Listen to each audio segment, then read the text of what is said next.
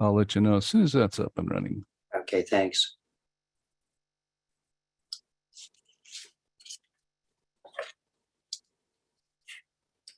And that is live now, so we are good to go. Okay.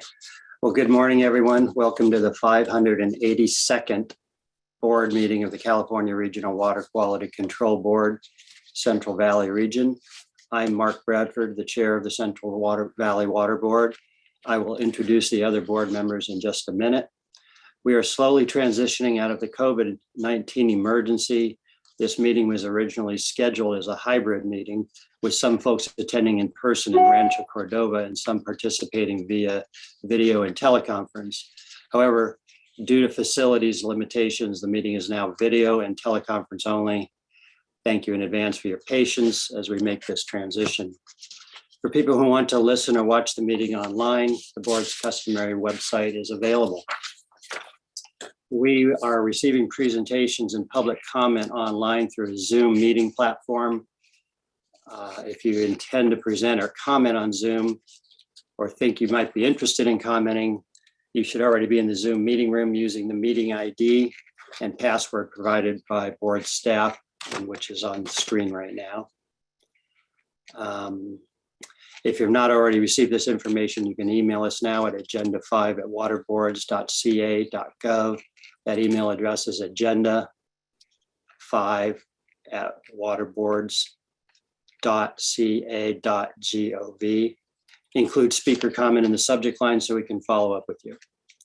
For those in the Zoom meeting, you will be on mute and your camera turned off until it is your turn to speak. Our meeting host will then unmute you and ask you to turn on your camera if you have one. When you're done speaking and the board members have completed asking questions, you will be placed on mute and your camera turned off. I will now introduce other board members as follows. Denise Cadera of Allensworth and Raji Brar of Bakersfield, Sean Yang of Sacramento, and Nick Ovdis, also of Sacramento, and Elena Lee Reeder of Sacramento. And finally, I want to introduce for temporarily the last time, Carmen Ramirez of Atwater. Carmen's been with the board for, I think, 11 years, and she is moving on to other priorities for the time being anyway, and we hope to see her back again in the near future. She brings a lot to the board, and she will be missed. I think we've been talking about a replacement offline, so we'll look forward to that. So thanks for everything you've done, Carmen. And finally, I'm Mark Bradford, also of Sacramento. State board member Nicole Morgan is participating in this meeting and will give an update to the board a little later. I will now introduce Executive Officer Patrick Kalupa, who will introduce his staff. Thanks so much, Mark. I would actually at this point, invite if any of the board members want to say any words about Carmen Ramirez's service. I know me personally, I'm extraordinarily grateful for the 11 years that we've spent together, first as the board's attorney and now as executive officer. I'll recall, from personal experience, one of the most meaningful moments, not necessarily, the most humorous moment, but really, really meaningful and shows how far the state has come.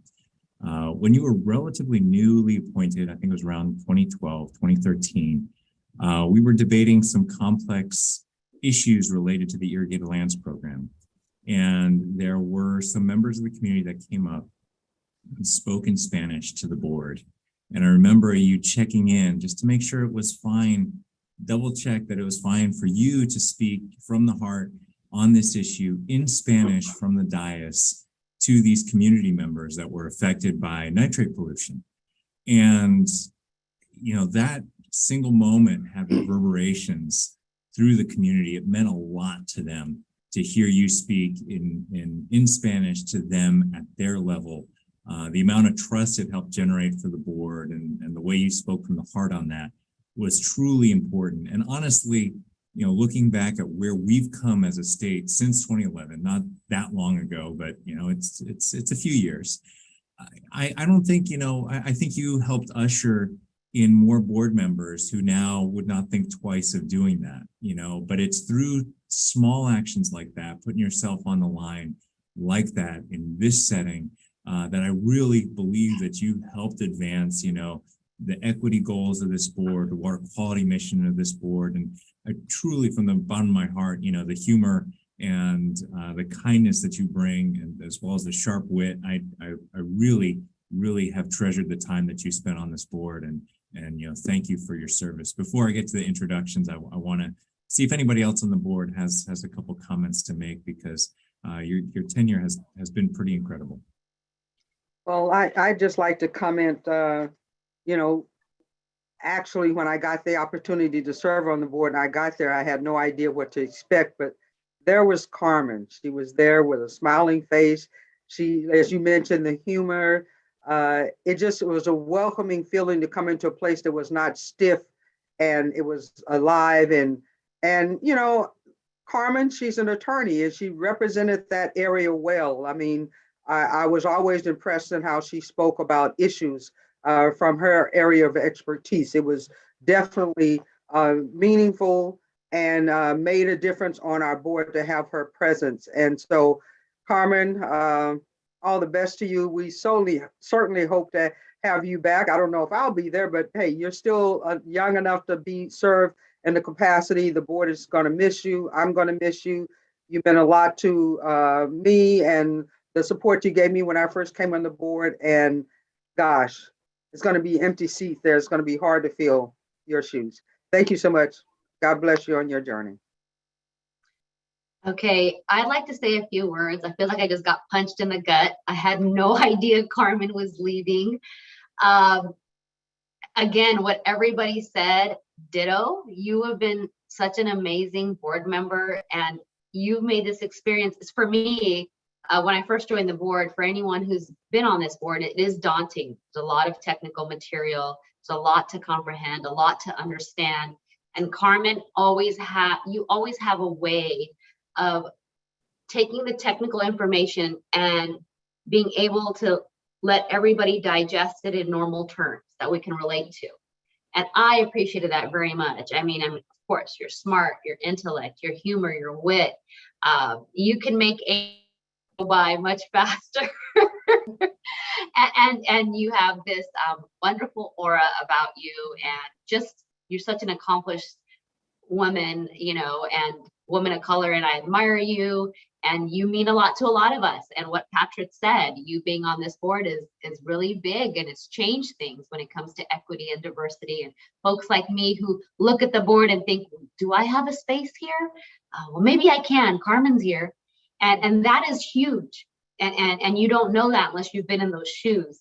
And then again, to be surrounded by folks who are from MIT, law school, Berkeley, and you're like, I'm from Bakersfield. But this is what it means to truly be at the table for your community.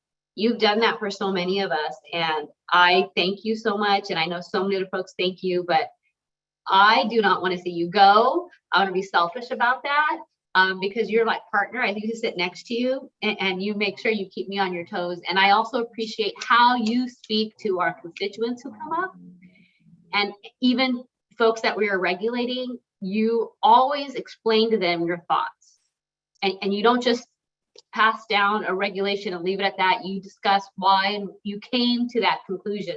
While some of us don't, you explain why you wanted to vote that way, and you explain it to folks, and that is, not everybody can do it in that term. So Carmen, I know you're going to do amazing things, and I'm sure Selma Hayek or whoever will be playing you in your Lifetime movie, but don't forget us. We're here. Thank you.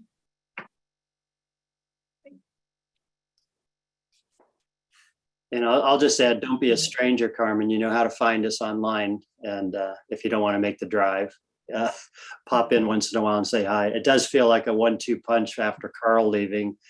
And then I return from my sojourn and find out you're also leaving. So, we'll carry on, but it'll be a different show for sure. And somebody else is going to have to bring the fun. So I'm throwing the gauntlet down to you guys, somebody.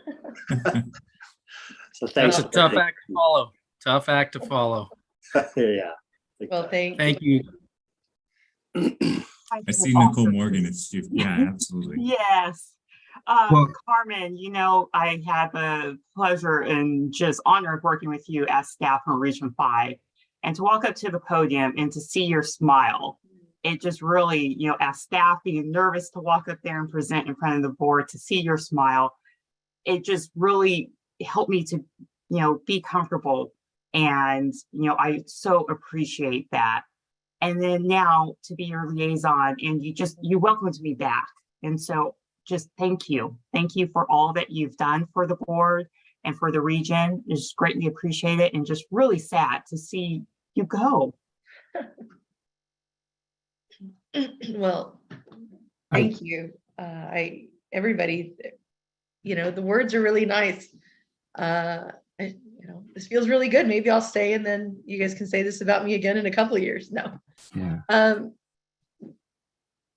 right. Well, I like to chime in to add to all those compliment. I think they are right on point. Working with you a little bit over a year, I think that what stood out most to me is, your big smile, your confident, and your comments on anything that came across.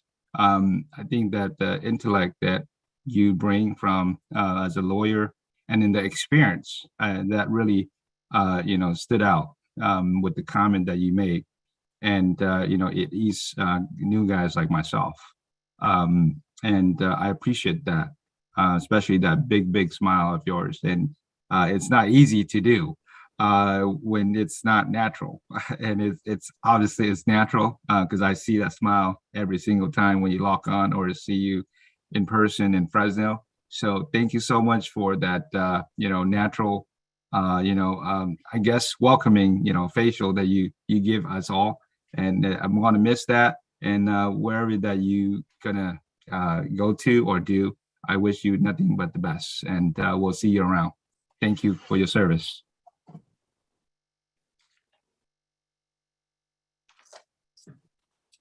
Well, thank you, everybody. I have really enjoyed being on the board. I've been on the board as long as my daughter's been alive, and my daughter is starting, 6th grade this next week. So I've been on here for a while. I've enjoyed it. I was really intimidated when I started, and even going before Senate rules, right? The question was, how is somebody with a non-technical or science background qualified to serve?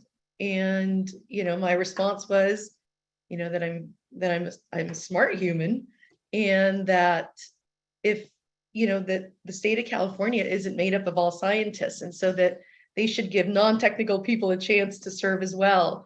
And that was a really good line. And after that, I really felt not only had that been sincere, but it had been a real statement of the way things are in the state.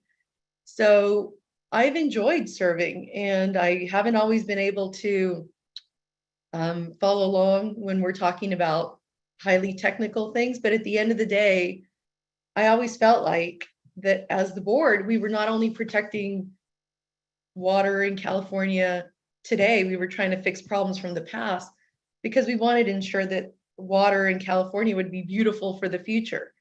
And I think we've done a good job. I think that other regions look to us and look to our board because we've been innovative and bold and, held a line that is an important line. We also can be reasonable, and I think we're approachable. All those things are a really big deal. And so I've been very proud to serve.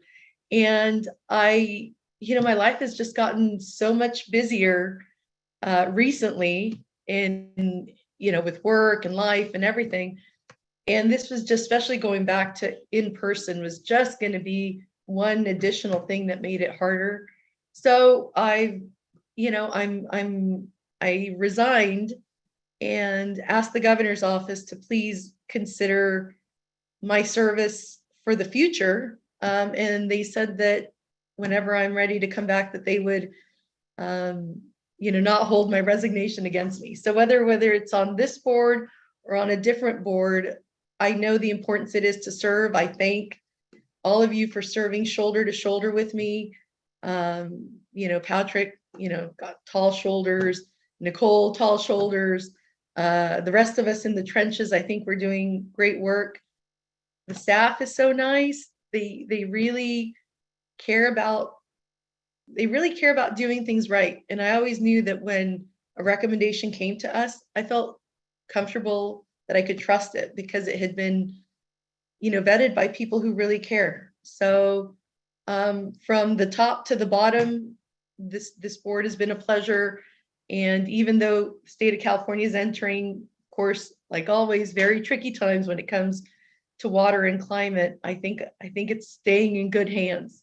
So, like I said, maybe we can get Jennifer Lopez or Selma Hayek to step on the board and replace me. But even if it's not them, I hope that the next person that comes in, carries the ball just a little bit further. So thanks for your kind words. I'll still be around, and thanks again.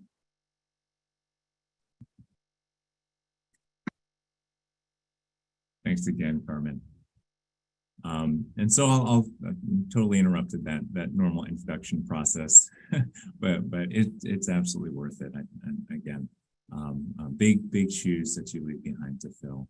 On our team here today, my name is Patrick Palupa, Executive Officer of the Central Valley Water Board. We have all 4 of our assistant executive officers participating via the Zoom platform. Starting in the Reading office, we have Clint Snyder, Assistant Executive Officer. Down in the Rancho Cordova office, we have JJ Baum and Adam Lapitz, both Assistant Executive Officers, and Kelly Garber, our Administrative Officer. And last but not least, Clay Rogers in the Fresno office will be around as well. He runs that Fresno office. On the call as well, we have Jessica Yar with the Office of Chief Counsel, Senior Counsel, and I'm also very privileged to welcome Lori Oken, who's helping pitch out from the Office of Chief Counsel, my former boss, the former Assistant Chief Counsel here helping us out, and Chris Moskal is also from the Office of Chief Counsel representing the board. We have a number of staff working the virtual phone lines and making sure that anybody who wishes to comment on items will be able to provide their comments. Much thanks go out to them as well. Mindy Maxwell and IT team and others are all kind of pitching in behind the scenes to make sure that this, hopefully our last all virtual meeting, goes by without a hitch. I will mention, I know I've mentioned it to the board before, but the State Water Board is committed to upgrading our IT facilities so that by the time we're back scheduled to be in the boardroom in December, we will be able to meet in person. Essentially, the last Zoom update was a little bit more than our 20-year-old computers in the boardroom could handle. And so they kind of conked out last week when we were trying to connect the Zoom line. We do have a room available here at the Rancho Cordova office, just in case somebody didn't get the message that we're doing an all virtual meeting. So we do have that backup here. And of course, some of our staff are in the office today. With that, I'll turn it back to you, Chair Bradford.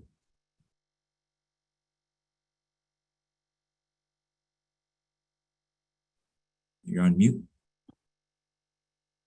Sorry, you're muted, Mark. Right, so moving on, thank you, Patrick. Seems appropriate, Carmen, for you to lead us in the Pledge of Allegiance one last time. Thank you. All right, so we're looking, yep, there it is. Ready, salute. I pledge allegiance to the flag of the United States of America and to the republic for which it stands, one nation, under God, indivisible, with liberty and justice for all. Thank you, Mr. Chair. Thank you, Carmen. At this time, we're going to go through some board member communications, and I'll just lead off. I was out of the country and ill for part of this period, but I did participate in a chair's call last week. the week before last, which mainly revolved around water supply issues rather than water quality. We had a presentation on the conservation plans that the state board is working on. So there will be indoor and outdoor conservation goals established statewide, and the indoor goals will be kind of consistent across the state. I think they were talking about 55 gallons per capita at the moment, dropping to 50 gallons per capita by 2025. And there's also a Senate bill pending, which would reduce those goals even further. And then the outdoor goals were going to be based on location and evapotranspiration factors. So that was a fairly detailed and complex presentation, but that was the gist of it. And I did bring up the issue about administrative support that Patrick and Elena and I spoke about earlier. And Joaquin agreed to take it to the next level. Whether there's any immediate progress remains to be seen, but he appreciated the input, and I believe the other chairs also had experienced similar issues. So that was about it for me. Is there any other board member communication? Somebody'd like to go first? Okay, I guess I'll be next. It's a tough act to follow after hearing all that about Carmen. I'm still wiping away tears. Anyway, the 28th of June, I participated in the Environmental Justice Early Action Plan meeting. 13th of July, I participated in a webinar. Topic was on San Joaquin Clean Water Advocacy, Advocates Training, Community Water Center, and Self-Help Enterprise. A number of the organizations provide services. And so since I represent the disadvantaged communities, I choose to participate in many opportunities or events that I can that relates to water to help me with my understanding, as also to help me provide information to the constituents that I represent. 18th of July, I participated in the Environmental Justice Consortium. On the 20th, I participated in the state Waterboard Racial Equity Public Workshop. And then on the 27th, I participated in the State Waterboard Racial Equity Workshop session that was in Visalia. On August 3rd, I participated in a regionalization consolidation of water and sewer systems for disadvantaged communities. I've been working with Dr. Longley, Tri-County Water Authority, GSA, Self-Help Enterprise, and a number of experts in the area, trying to figure out the best way to deal with consolidating water and wastewater treatment in South Tulare County, and then also in the northern part of Tulare County. If we can get things moving here in the south, we can also, it could be a model for what we can do in the northern part. But just to address the issues with the money that is available, there's no reason we shouldn't look at a regional approach to address a lot of the problems and connecting all of the disadvantaged communities that are certainly in need of this infrastructure. And then lastly, on August 5th, I participated in the pre-agenda board meeting. And I think that's about it.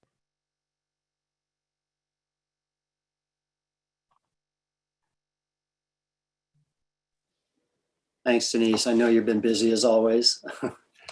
Anybody else have any communications they'd like to share? Yes, Elena. Hi, Elena Lee Reader. On June 15th, I went on a rice tour with the California Rice Commission. We discussed monitoring surface water, rice production, and soils. I would not have guessed it only takes 5 inches of water sustained to grow rice. And lastly, we discussed milling and storage. And I also visited the Sacramento Regional County Sanitation District on June 27th.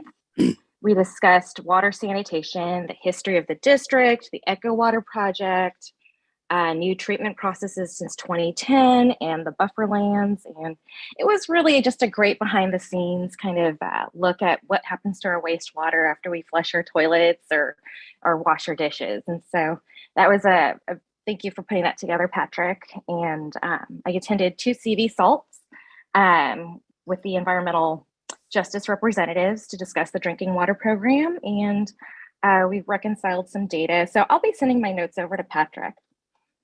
But I did try to unmute my microphone. And Carmen, I just want to say thank you so much for being so warm and welcoming. I did not know what to expect when I got to Fresno, and you showed me everything from, where's our resting area and everything else. And I just wanted to say I wish you the best. Thank you. That's very nice of you to say. I'd like to meet all of you finally in person. And now I'll stop by again. This sport is still very important, and the work is still important. So I'll come by in person in Sacramento. Good, Yes. great. I could go next. Sure. On July 20th, I was invited by CAF, which is what does it stand for? Community Allies with Family Farmers. Was fortunate enough to be invited by them to join a small farm tour at Humus Family Farm in Kappa, about 45 minutes from Sacramento north. And it was a farm of 20 acres by a family of 5. Has been there for over 40 years. And they have over 100 crops, and selling their crops in the local market. And it was very inspiring, and to witness the fact that they started that farm with just a couple trees, and it grew into hundreds of trees, and it was very, very inspiring. However, the big concern was that the water level issue that they are dealing with locally. They were expressing the fact that the water level of their pump is at 240 plus square feet, or I should say feet in depth.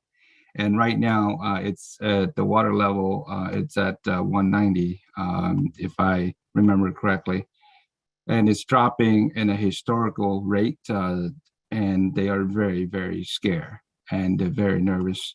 And so they've been in contact with other agencies, all that possible that they can do to see if there's a alternative solution to it.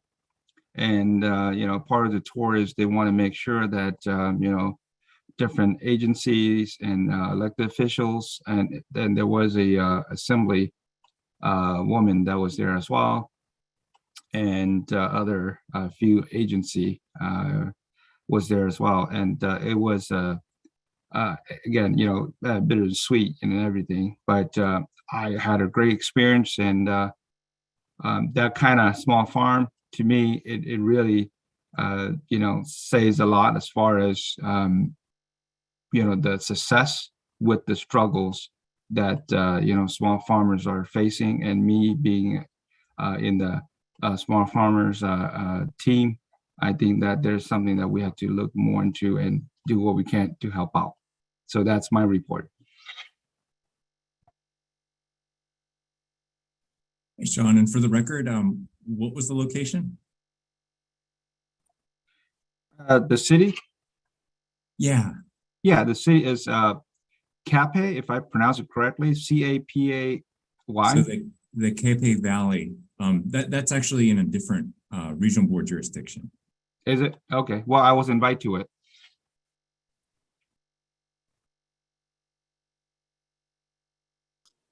It's probably similar to some farms we have in our region, but so that's always helpful to learn about. Absolutely, absolutely. And we'll get in touch with Region 2 to make sure that they're aware of that contact, and we'll provide your information about the contact with the assemblywoman to the State Water Board as well, who likes to remain knowledgeable about all of those contacts as well. Yeah, thank you, Patrick. Appreciate that. Thanks. Anybody else have an update? And if not, we can move on to agenda item 3, and Nicole Morgan, who's the state water board liaison to our board, will give us an update. Good morning, Chair Bradley and members of the board. I'm happy to join you remotely this morning and provide a liaison report. So taking a look at a year in review for our Division of Financial Assistance. Over the past year, the State Water Board delivered approximately $3.3 billion to California communities to boost drought resilience and increase water supplies. Water recycling and drinking water infrastructure were among the top priorities, and community drought assistance funding has quadrupled in just 2 years. On August 4th, staff held a public workshop on the proposed statewide restoration general order and the consolidated programmatic EIR. The state board will consider adoption at the August 16th board meeting. On August 9th, state board staff held a public workshop to provide an overview of the proposed statewide construction stormwater general permit reissuance, including proposed revisions in the response to public comments received during the March 30th through May 2nd limited scope public comment period. A staff workshop was also held on August 1st to present draft regulatory concepts for on-site treatment and reuse of non-potable water regulations. The goal is to adopt the regulations by the end of the year. Then on August 2nd, the June 2022 Urban Water Conservation Update was released.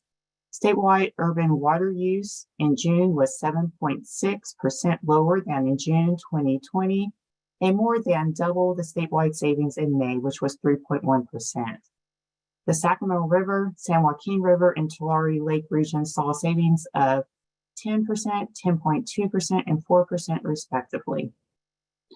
On July 29th, Governor Gavin Newsom convened local water leaders for the second time in recent months to call for their continued action to drive down urban water use and help Californians make permanent changes to adapt to a hotter and drier future. In June, all hydrological regions saw some decrease in water use relevant to June 2020. Many local utilities and suppliers set restrictions on residential outdoor watering enacted in June, reinforcing the impact of state-level actions. We continue to work with water districts on how to accelerate water use reporting and how to get more timely water use data. Tomorrow, staff will be holding a public workshop to solicit input on potential effects of the board's proposed water use efficiency standards. Many have on developed and natural parklands and urban tree health. Changing subjects a little bit here to other drinking water updates, our SAFER program, an overview of proposed updates on the drinking water cost assessment model. Staff held a public webinar on August 8th to provide an update and hear feedback from stakeholders. There is a SAFER affordability workshop being held today on the drinking water and affordability assessment. A second workshop will be held on September 20th and a third on November 1st. A report from the state auditor focused on the board's efforts to provide safe drinking water was released on July 26th. There will be an informational item on the drinking water and clean water funding programs, accomplishments, recommendations, and process improvements at the August 17th board meeting. The curtailment status for the Delta can be seen anytime on the state board's website. The state board readopted the emergency curtailment and reporting regulation for the Sacramento-San Joaquin Delta watershed at the July 20th state board meeting.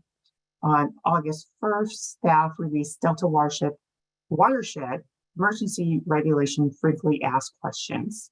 So that concludes my liaison report for this board meeting, and I am available if there are any questions.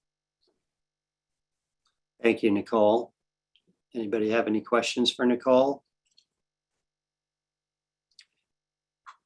It's good to know there's so many workshops going on. I hope I get a chance to participate in some of those, and keep an eye on your calendar. Okay, thank you. Well, moving on then to agenda item 4. The public forum. Mindy, has anyone submitted a request to speak on any topic which is not on the agenda today? Yes, good morning. I have Michael Garabedian with Placer County Tomorrow. We'll be commenting on multiple items today, but he also wanted to comment during public forum. Okay. Michael, are you there? Yes, good morning. Morning. Thank you. Thank you, board members, for this opportunity. What I will be discussing on the three board items I thought I'd mention in an introductory way is the Clean Water Act Industrial Pretreatment Program. This is a program that regulates the discharges into sewer systems from significant industrial users. There are national categorical standards, and there are regulations that deal with the successful operation having interference and pass through with the waters of the sewer plant. A little bit on my background. I studied the 1969 amendments to the Porter Cologne Act in law school in 1970, and then testified on the Clean Water Act reauthorization in 1982, focusing on the industrial pretreatment program, and then went on to work for a nonprofit organization on the implementation of the pretreatment program in New York City and its 12 sewer plants, which led to my first NPDES permit renewal hearing for the Harlem area North River Sewer Plant, where we challenged the implementation without success, that they hadn't done it right, though later audits suggested that some of our concerns were correct. So I'm really glad to have a chance to bring up a few points about that on the three agenda items looking ahead. And congratulations to the retiring board members and to the dedication of all of you evidenced so far. Appreciate this.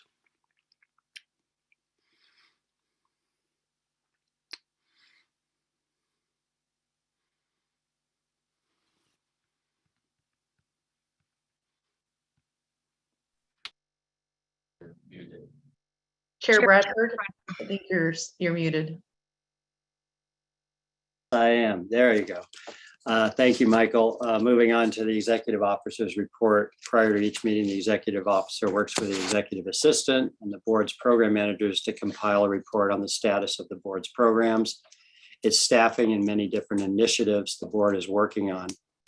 At this time, Patrick is available to take questions on this report. I don't know if you're going to present it, Patrick, this time. I know you distributed it earlier to the board members.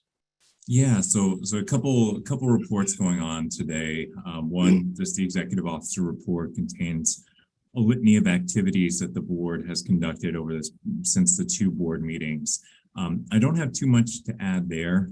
Feel free to ask any questions. We do have the end of year report, circulated a draft of that document to all of you, and we'll be given that a couple agenda items forward in the board meeting. That's about it. We have a couple Superior Accomplishment Awards, but first I want to invite the board members if they saw anything that piqued their interest in the executive officer report.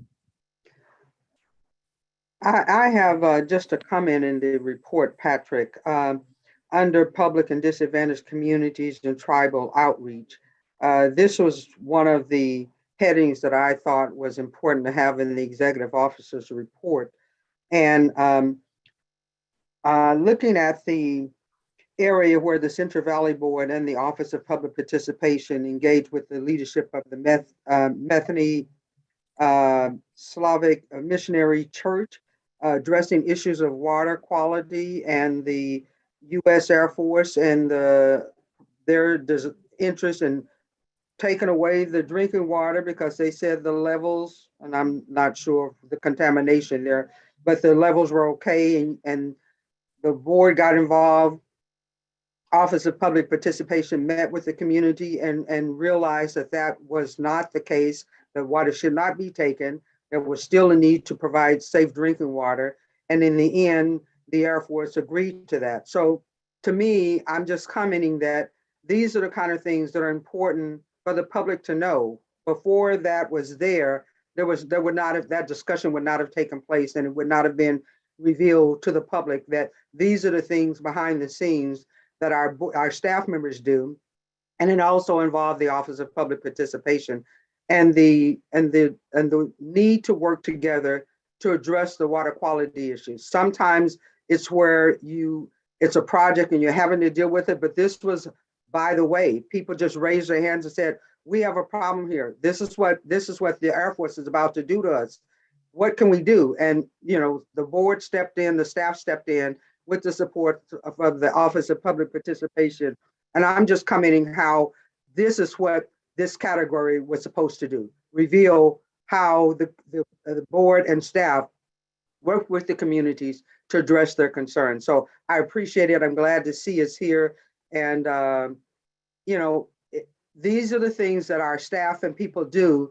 And it's important to know how we're working with the disadvantaged communities because their needs, they have the greatest needs. And to address the concern there and turn it around to something positive to where the U.S. Air Force could not pull out of that situation. They did need to address the water quality and continue to provide safe drinking water is an accomplishment. So I just wanted to commend the staff for their work as well as the Office of Public Participation. And I appreciate that this is in the report. This is what I was looking forward to see in these reports that you present to the board. Thank you so much. Absolutely, and we'll continue to strive for those goals as we move into the next fiscal year. Yeah, thank you, Denise.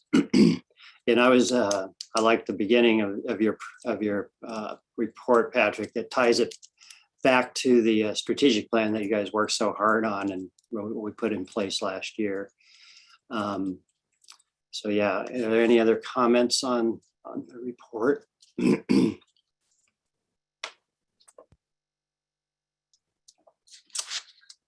Okay, thank you. Mindy, excuse me, do any interested persons submit a request to talk about the items on the report? Yes, Michael Garabedian with Placer County Tomorrow. Thank you. Go ahead, Michael. There we go. Thank you, Mike Garabedian, Placer County Tomorrow. Both about this item, and then I'll comment about the annual report. I'm not sure what's in it, but both of these are vitally important places to describe what's going on with the industrial pretreatment program. As all of you, I'm sure know that municipalities that have 5 million gallons a day of water discharge or more are mandated to have industrial pretreatment program. And when I came back to California from New York, I found walking by the Bunch Creek that comes out of the city of Colfax into the Auburn State Recreation Area, I found an odoriferous area that turned out to be from the Colfax sewer plant. And so got involved there in a couple of NPDES hearings before your board to deal with especially inflow and infiltration. This board did place in an order the first inflow and infiltration operations to fix the sewer system there. We did a survey, a street-to-street survey of a potential significant industrial users and found over 20 in the community. And at our last involvement board, we were concerned that there needed to be an investigation to see whether or not Colfax needs an industrial pretreatment program, and that was our understanding about that the board would do that investigation for the whole community. And but instead, the board only required one of the industries, the only one that Colfax claims needed its own industrial sewer permit. That was the only inspection that this board, as I understand it, asked US EPA to fund. And frankly, we kind of gave up on that issue after a couple tries, and we're back now to raise concerns. An important geographical note is that the city of Colfax, both its stormwater and its sewer system go into Bunch Creek and then into the North Fork. So it's a very critical issue, and that of course is above the Placer County Water Agency intake for much of the water supply of the PCWA. So we would urge the executive officer to add summaries to that, if it may, perhaps you do it elsewhere throughout the year, but to bring up people up to date on that. Lincoln, where I live now, is very close to the 5 million gallons per day. And on the item on Auburn coming up, I will discuss that some more. So thank you, Patrick Palupa, for this opportunity to comment on your report and urge that pre-treatment become a regular part of it. Thanks, Michael. And Patrick, do you want to comment or provide an update on that? Yeah, certainly. We discuss pre-treatment every time we update the update waste discharge requirements requiring pre-treatment programs. It's a pretty intense process. I think US EPA is going to be asking additional questions about the pre-treatment program. It is not a well-funded program, just to be completely honest. The resources have been declining, federal resources going into that area. But we essentially work with what we've got to implement as robust a pre-treatment process as possible. I will say, one of the characteristics that is different with respect to California's pre-treatment and the pre-treatment as it was adopted back in 1970 is we don't operate most of our treatment facilities, our NPDES facilities, under the type of technology-based standards that were the driving factor for regulation back in the 1970s. Those are long since in the rearview mirror, at least for California. Most of the requirements for NPDES permits are water quality-based effluent limitations that require incredibly close scrutiny to the effluent at the treatment plant. It's not a substitute for the pre-treatment program, but it is a belt and suspenders approach that absolutely bolsters the knowledge that the board has of the effluent and potential upsets within the facility. So the idea behind the pre-treatment program is if you have an upset, an industrial facility that's connected to the sewer system that launches a slug of nitrate, launches a slug of caustic material, of metals into the system, it can both upset the treatment plant. The treatment plant is a pretty sensitive apparatus, all things considered, and it can knock out the treatment capacity of the treatment plant, and it can result in water quality impacts as that water moves through the treatment plant to the discharge point. Thankfully, we have incredibly close monitoring of the effluent at virtually all NPDES facilities, all NPDES POTWs in the region. So we'd be able to detect that in nearly all cases. That isn't a substitute for the pre-treatment program, but that is why when we talk about pre-treatment obligations, we talk about them primarily in the context of permits. Okay, so we're adopting this permit, here's the pre-treatment program, here's how they work together to protect water quality. Certainly it would be a significant investment of time if the board chose to put that into the executive officer's report. We could do that, but realistically those type of processes are handled when we update our NPDES permits. Adam, I don't know if you have further. I do. Yeah. I can provide, obviously there's no substitute for, a rundown by the technical staff that have been working on this, but I can provide a little bit of additional background on the city of Colfax, which was provided if the board would like that. I can give you just a little bit of background on what was done out there and where things are at. Sure, I think brief update would be appropriate. Thank you.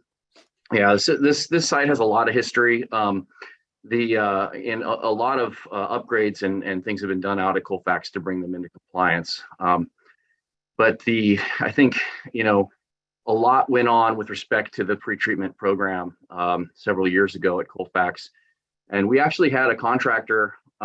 They're called PG Environmental. They work for US EPA. Go out and do an inspection, what's called a pre-treatment compliance inspection out there. And like Mr. Garabedian mentioned, one industry was found as kind of potentially problematic, and that was the Crispin Cider Works. they had discharged a slug that had caused some concerns. So as part of that inspection, what had been done was some requirements. The city placed some requirements on them to ensure that that doesn't occur again. And kind of what came out of those discussions and our enforcement staff and others was that, you know, a full-blown pre-treatment program wasn't really needed for the city of Colfax, given what they had done with Crispin Sided Works. Colfax has put some requirements on them. They're also a very small wastewater discharge. They didn't trigger the 5 million gallons a day requirement for a federal pre-treatment program. And so, you know, staff are watching them very closely. They have these requirements. There haven't been, you know, from my knowledge at this point, haven't been those upsets caused since that time. And so, like Patrick said, the next time we renew their permit, we'll be asking these questions again to make sure that that's not needed. And I'm just looking right now to find out when that renewal is going to be.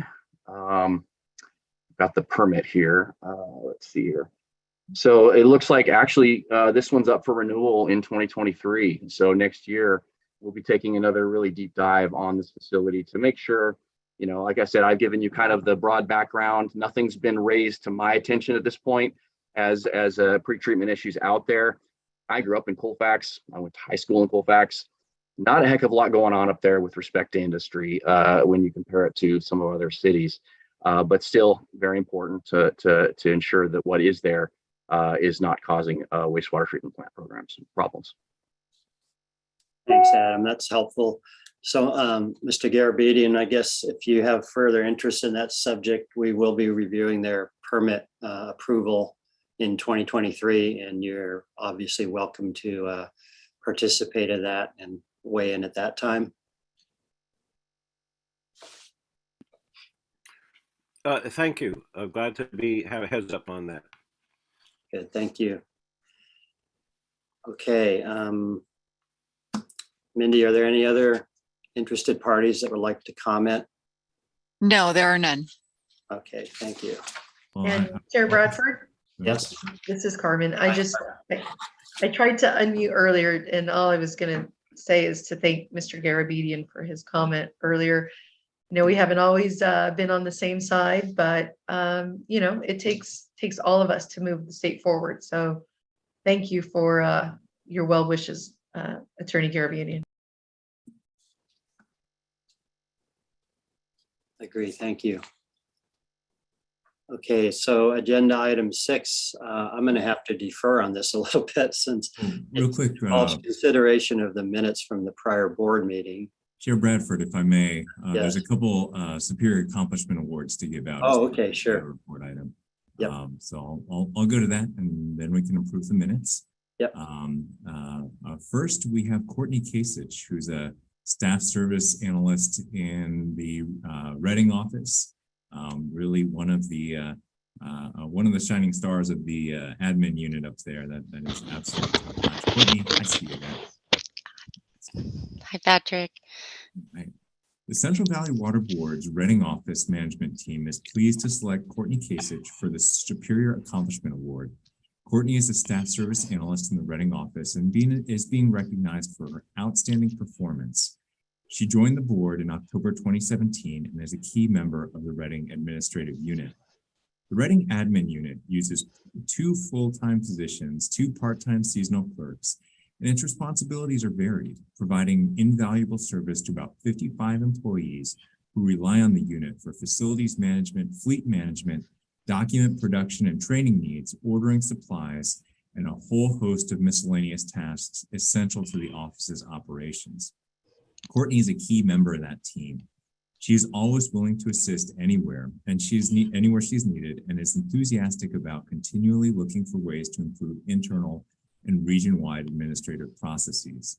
She's played a huge role in developing a highly productive and cohesive team that can quickly adapt when responding to last-minute requests or in the absence of unit staff.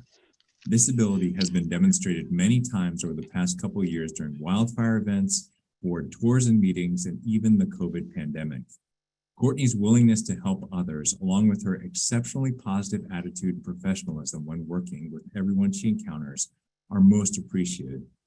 She is deserving of this recognition for her work and her contributions to the Central Valley Water Board. We are grateful to have Courtney as part of the Reading team. I'll add a note of personal gratitude. We're relatively short in the admin unit here in this office due to a variety of things. Some staff have retired, others are in transition, others are on long-term leave, and that meant over this past year that we needed to recruit people from other offices to help out. So Courtney stepped up and helped out as an executive assistant for a couple projects here and there. Just fantastic. Her enthusiasm to kind of jump into the fray and say, I got this, I'll figure it out. I'll get those appointments out there. I'll call the people that need to be called. And so I really appreciate all your work and congratulations. Thank you so much. I really appreciate it. Next up is Patrick. It's always nice to have a team member who takes a lot of initiative and has the energy to help out when needed. Thanks, Courtney. Thank you, Courtney. Thank you. Next up is Lauren Smitherman. I see Lauren. Let's see ya. Lauren is a highly valued member of the planning section here at the Central Valley Water Board. She is being recognized for her efforts in leading the Tribal Beneficial Uses Project and the Mercury Program, including the reconsideration of the Sacramento-San Joaquin Delta Methyl Mercury Control Program, all of which are high priority items and projects for the Central Valley Water Board. Lauren took over the Tribal Beneficial Use Project at a time when the tribes were unsatisfied with the direction of the project. She quickly changed the approach based on their feedback and increased the communication and transparency of the project with tribes and tribal organizations. She ensured that tribes have more opportunities to provide input and that staff thoughtfully consider tribal culture, suggestions, and perspectives in the board's approach to designate water bodies for tribal beneficial uses. She has also led the development of a tribal beneficial use primer that explains the Basin Plan Amendment process, which isn't a straightforward process, to increase the tribe's understanding of the process to designate water bodies for these uses. Through all these efforts, she has implemented one of the Central Valley Water Board's strategic plan objectives, strategic engagement with underserved and underrepresented communities.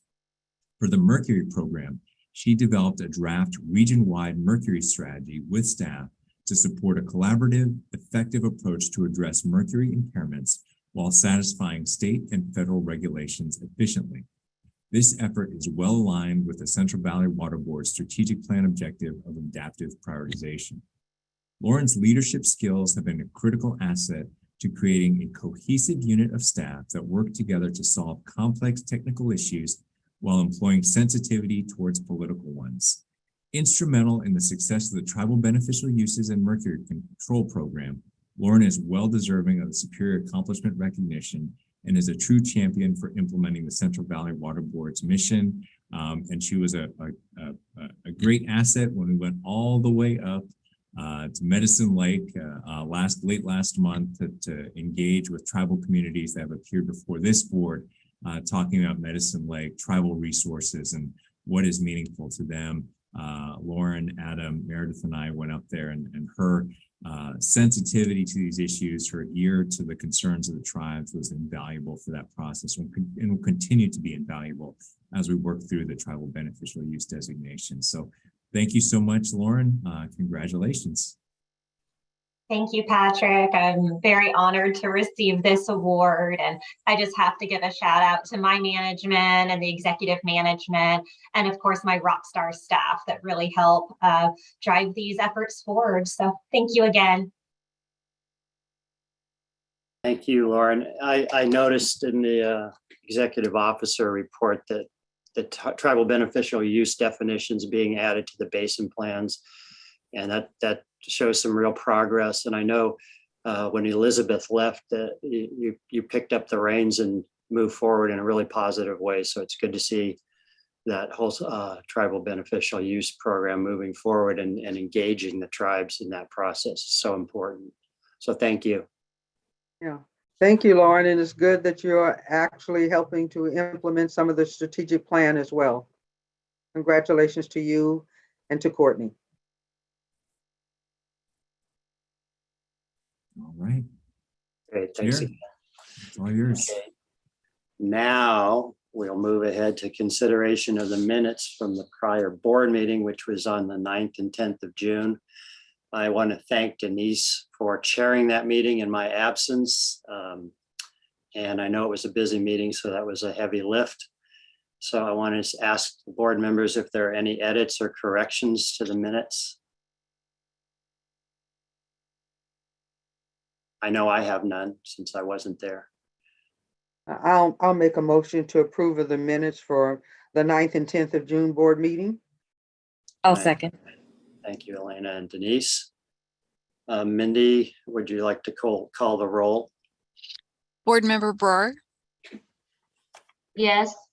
Board Member Ramirez, Yes. Board Member Yang,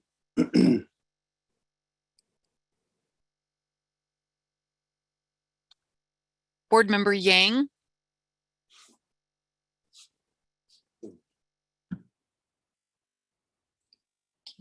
He's still on. Board Sean. Member Abdus. Can you hear me okay? Yes. Yeah, it when I was trying to unmute it, it keeps saying that the host not allowing me to. So yes. Thank you very much. Board Member Abdus. A quick question, Patrick, since I wasn't in attendance at the last meeting, do I need to abstain or can I just vote aye on this, or what's the proper way? In this for this matter, if you abstain, it's basically I accede to the majority. So if you know, I don't know if the minutes have ever not passed. So an abstention is basically you guys got it, and I'll be counted just for quorum purposes. Then I'll abstain since I was absent. Thank you. Board Member Lee Reeder, Aye. Vice Chair Kadara, Yes. and Chair Bradford. And I'll also abstain. Thank you. Okay, thanks for that. Let's see what we have, 10 o'clock. We have agenda item 7 is the uncontested calendar. This is a time and place for a public hearing to consider uncontested items 11 through 13. Mindy, has anyone submitted a request to comment on any of the uncontested items? Yes, Michael Garabedian with Placer County Tomorrow would like to comment on item 12A. Okay, Michael. Good morning, Mike Garabedian, Placer County Tomorrow and Friends of the North Fork American River. Thank you for this opportunity to comment on the Auburn sewer plant. I would appreciate an explanation of what the staff has planned in this area, what is before the board, and what the rescission does in general terms. The concern regarding industrial pretreatment is that the North Auburn, it's a county sewer service district, I don't remember the exact name, its water is piped, it's water from that area that is piped to Lincoln. And there are several concerns about that, but the issue I will specifically mention is a question again on industrial pretreatment, and that is that Lincoln is nearing its 5 million gallons per day. Does that mean that if there is a pretreatment program in the North Sewer area that Lincoln would be managing that? This is not meant to be a comment on the regional sewer piping system, but it does, among the issues raised is how Lincoln would be enforcing a pretreatment program in the area north of North Auburn. And I just wonder if there are any observations at this point about that aspect of this rescission. It may not, if it relates to that, and the longer term question of the sewer service area evidently needing a pretreatment program. There was a special sewer plant designed for North Auburn, and instead it was piped. And that was a system. I've reviewed in your files. I reviewed the proposed facility, and it looked like a more than average, a very complex facility to deal with significant industrial users in that area. So thanks for this opportunity to bring point 2 on the industrial retreatment program. Right. Well, I'll get into the response to, I think, your first question. What is the board doing here? As it says on the website and on the notice, the city is now regulated under a different general order. It's regulated under the municipal general order. I believe, Mr. Garabedian, you commented on that when that action took place. This is rescinding the general order that is not used to regulate the facility anymore. So it's a bit of house cleaning is what's happening right here. And in terms of the pretreatment requirements and interplay between Lincoln and Auburn, I'll have to kind of defer to Adam on that. It's not particular to the item that's before the board right now, but Adam, I don't know if you want to just share your knowledge a little bit with Mr. Garabedian. Yeah, so this, like Patrick said, the first thing that I want to clarify here is this is a number of Auburn's these placer plants have been closed down, and they're essentially the collection system. We've done a number of permitting actions to facilitate this collection system to move the wastewater from much of Auburn to Lincoln's wastewater treatment plant. And, this rescission is actually not, this rescission is actually for their one remaining plant, is my understanding right now. And we're regulating them. The requirements in the general order are as stringent, if not more stringent, in my opinion, than the order that we're rescinding, because this order really only applies to those facilities that meet water quality objectives at the end of pipe. There's no dilution allowed under this general permit. And so that I think that's one important thing to consider here. Now, with regards to Patrick's discussion on the city of Lincoln, you're right, they are growing, and I believe they're very close to that 5 MGD right now. To give you kind of more information on that facility and what we're doing right now, I would need a little bit of time. We could take a short break and I could look into it really quick if you'd like. I will say though that this facility just like any other, it's on a 5-year renewal frequency. I need to look at when we're going to renew that permit. I think it's coming up pretty soon for renewal, to be honest with you, because I remember the last renewal was, oh boy, it was quite a while ago. So I think it is coming up for renewal. Just like I said, for Colfax, any facility that when we do these renewals, we'll reconsider whether or not, how their compliance with an existing pretreatment program, if they're under one, whether or not they need new pretreatment requirements, and whether or not they have the right sewer ordinances in place to ensure that any industrial user that's connected to their system through either the city of Auburn or through any other place, they have the authority to regulate that user if need be. And that's a requirement under federal regulation. So if we come to the conclusion in that renewal that yes, they need this full-blown federal pretreatment program because they're at 5, over 5, that would mean they have to make sure they've created the legal authority to permit and to enforce that pretreatment program. So I'm sorry, I can't give you real concrete details. I can, if you'd like me to come back and, I can do it in 20 minutes or after Patrick gives his presentation, I can give you more specific details. But I didn't have time to look at everything right now while Mr. Garabedian was speaking, and I don't want to mislead you on any details. I would suggest that we have that at a later hearing, simply because I double checked, and the city of Lincoln, there's a wastewater treatment plant amendment that's a pending item before the board. It's not this board meeting. I don't know if it's calendared yet, but there's been some type of application submitted to the board where we're considering matters relevant to the regulation of that facility. So since it's a impending item, pending item. We can't discuss it in more detail, but certainly when it comes up before the board, Mr. Garabedian will make sure that you receive notice of that, and we'll have a full discussion if you want ahead of time, and then at the board meeting if your issues aren't resolved by then. But absolutely committed to talking that one out. Oh, just real quick, and I don't know, Patrick, I can say right now when the permit's up for renewal, if you'd like, if I can go that far. Absolutely.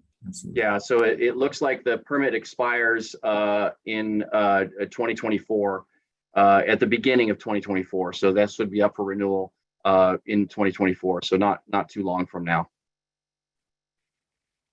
About a year.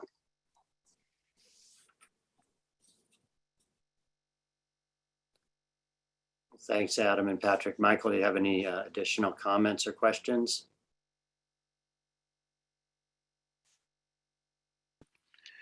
Thank you. No, in terms of Patrick's offer to look into it during the meeting, I think it would be fine for him to follow up by phone later. Okay, great. And just, I'm sorry, one more thing, just in their last permit, they were required to develop a pretreatment program and submit documents for that. So we will be getting information on them if we haven't already, and can follow up from there. Great, thank you. Okay, are there any other discussion points on the uncontested calendar? Any late revisions? Hearing none. Can I ask for a motion and a second on approving the uncontested calendar? So this is Carmen Ramirez. I'll approve the consent calendar as presented. Can I have a second? I'll second. Thanks, Nick and Carmen. Mindy, can you do the roll call? Board Member Brar, Yes. Board Member Ramirez, Yes. Board Member Yang, Yes. Board Member Avdis, Yes. Board Member Lee Reader, Yes. Vice Chair Kadara, Yes. and Chair Bradford. Yes. Thank you. Okay, we're moving on to agenda item 8, the end of year report. Does anybody need a bio break before we do this agenda item? It's only 10:15. Let's do the bio break. Okay, yeah, let's do a 10-minute bio break. We'll be back at 10:25. Okay, thank you.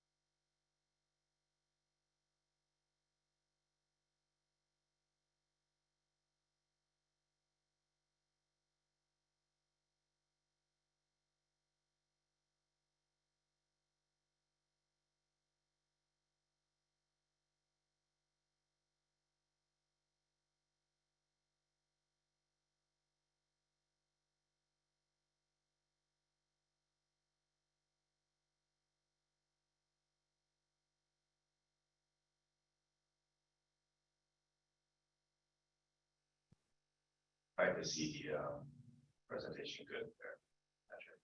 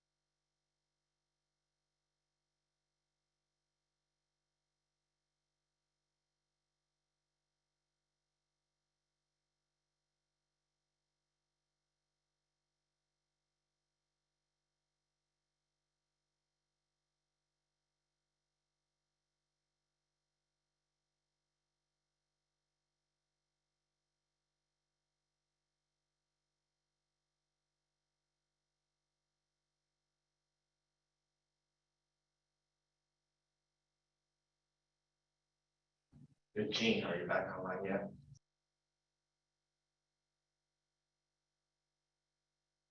I am, yes. Go ahead and call this Adam. Somehow he fell off the co-host list. Oh.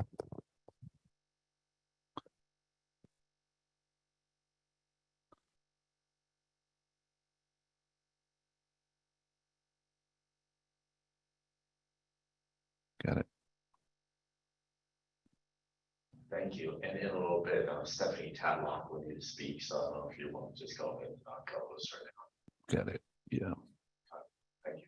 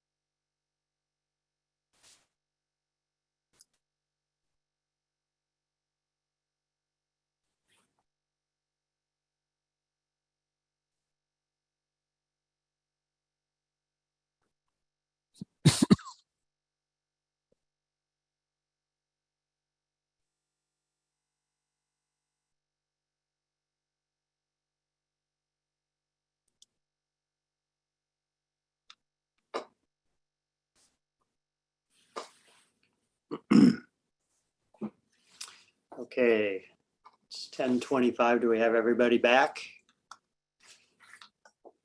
Hearing, Carmen reporting for duty right here. okay. I assume you're back. If you don't say you're not back, then I won't know. Yes. If you're not there, you can't say you're not there. Sean's here. Okay. Well, it's 10:25, so I think we are ready to move on. It's time for the end of year report. This is agenda item 8. And at this time, the executive officer will present a summary of the work accomplished by the 19 water quality programs in the region over fiscal year 21-22 and objectives for the upcoming year. This is an information item only and no action will be taken, although the board may ask questions and provide direction to staff. After the presentation, interested persons will be allowed 3 minutes each to address the board. We will now hear the executive officer's presentation. All right, thank you, Chair Bradford, and members of the board. Give me just 1 second to share my screen once again.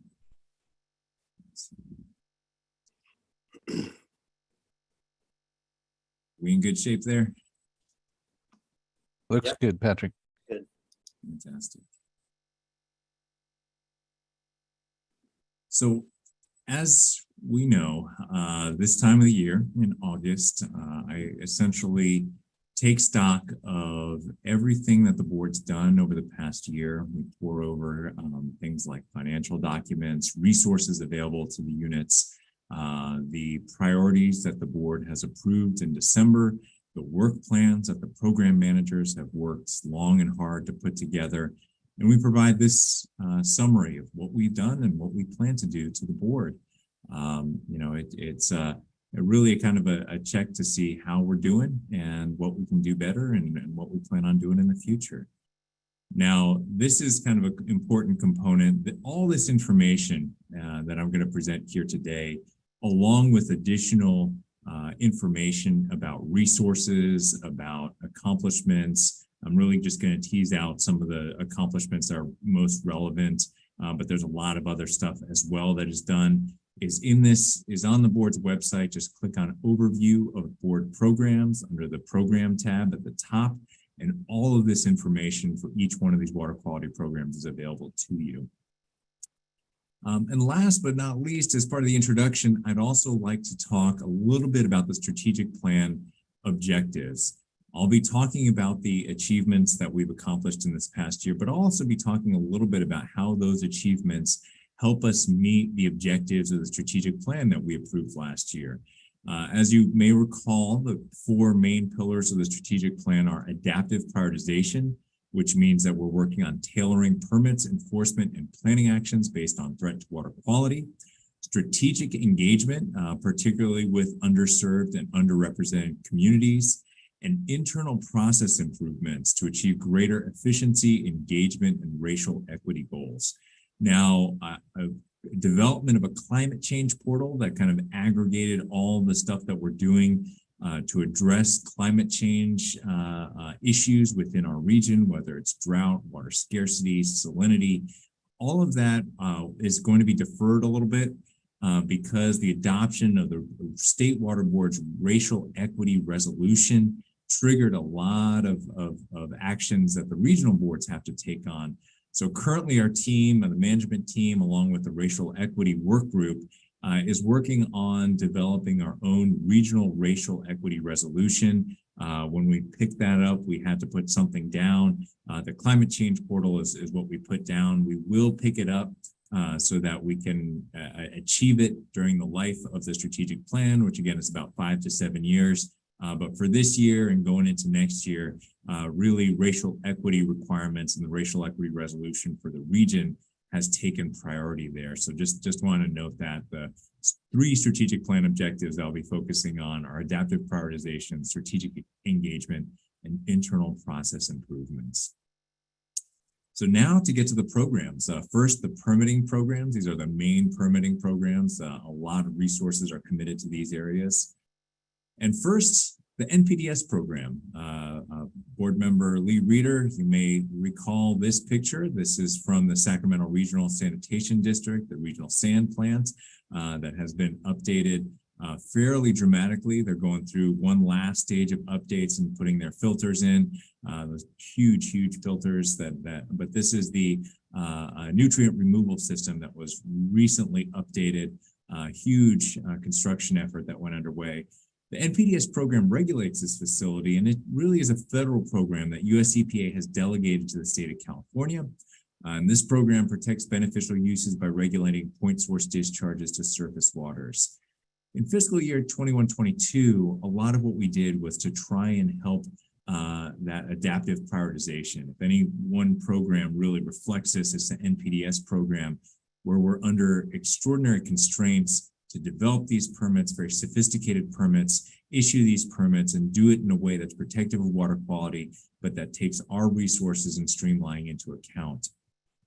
We developed tools to streamline permitting and increase water quality and consistency, and continue to use those tools this year.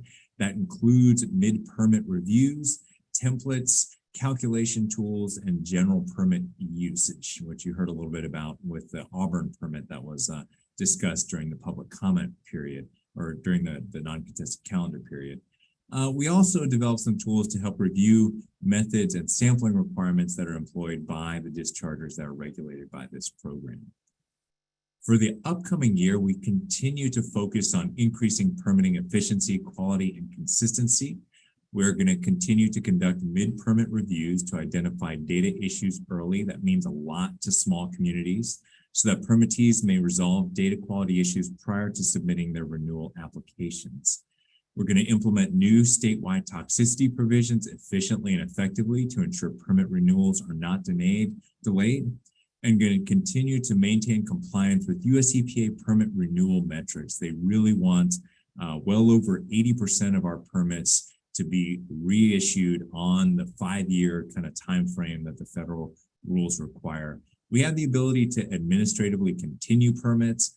US EPA really doesn't want us doing that. They want us to have the latest and greatest permit adopted on that 5-year cycle. And our region has actually done an incredibly good job of maintaining compliance with those renewal metrics on the whole. A little easier for us to do it than other regions because we have a big team. We have a lot of permits and we can kind of move permits around based on priority.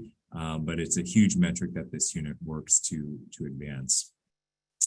Waste discharge to land program, and I'll stop here real quick. If any of you, any of the board members have any questions about any of these programs, have an interest in kind of developing your knowledge base on any of these programs, take notes, talk to me afterwards, and we can kind of expose you more to some of these issues that all of these water quality programs take on a day-to-day basis. Waste discharge to land program. This is the program that primarily regulates waste discharges that affect groundwater quality. The oldest state water quality control program, regulates sewage treatment facilities, food processing facilities, and other industries. About 1,400 facilities are regulated under this program. This past year, we adopted 10 brand new individual permits, enrolled 64 facilities under existing general orders, reviewed numerous proposals under the salt and nitrate control programs. And this is a key one. It advances several of our strategic objectives in terms of, particularly in terms of engagement. We advanced the goals of septic to sewer consolidation programs under SB 1215. SB 1215 is a septic to sewer financing program, and really to set the groundwork to make those projects work. A lot of communication has to happen between both the communities that are looking for new sewer options because they've got failing septic systems, and also the communities that propose to take those systems on. A lot of communication. Sometimes there's some animosity there that has to be broken down as we work towards a kind of a sustainable vision in the valley. That's one of the main projects, little project under the waste discharge land program that has received a lot of attention this past year. That's Los Olvidados Park, small group that is going to be connected to the Fresno Clovis wastewater treatment facility if everything goes according to plan. For the upcoming year, we want to continue to prioritize CV salt's implementation, continue to conduct stakeholder outreach and include underserved and underrepresented communities during the permitting process, and to develop new region-wide general orders. This is a huge streamlining initiative to reduce backlog, increase consistency, and those include a large domestic wastewater facility general order, a nut hulling and general order, and a food processor general order. Water Quality Certifications Program. This is a program that protects wetlands, riparian areas, and headwaters by issuing certifications that have enforceable provisions to ensure that federally permitted projects meet state water quality requirements. In 21-22, we engaged tribal members to explain application and permitting process. That's one of the strategic plan objectives. We participated in the development of a utility wildfire mitigation general order that the state board is working on developing. We developed a general permit to regulate maintenance dredging activities. That's next up on your agenda today. And participated in a number of program-related trainings, including wetland delineation training. And that it kind of speaks to internal process improvements. I will note, and specifically to this last bullet here, that training is crucial in the water quality certifications program, particularly because this is a fast-moving area where the regulations feel like they're changing year to year. A lot of that has to do with kind of federal court cases. Some of that has to do with changes to federal regulations. If you heard about the Waters of the U.S. controversy, Water Quality Certifications Program is front and center in taking those issues on, and frankly, ensuring that whether it is a water of the state, not subject to federal regulation, or whether it's a water of the a federal jurisdictional water, that those water quality protections are maintained, whatever status those waters get. That's a kind of cool feature of California law. We will make sure it is protected regardless of whether it's jurisdictional or not. We're also within this program focusing on streamlining and simplifying the permitting processes. That promotes efficiency, but it also promotes engagement. When you have members of the public that don't understand what the permitting process is, it's hard for them to engage, and it's hard for them to kind of speak to what concerns this project may raise for their community. So when we simplify the permitting process, when we make it more transparent, we also find that we promote public engagement in decision making.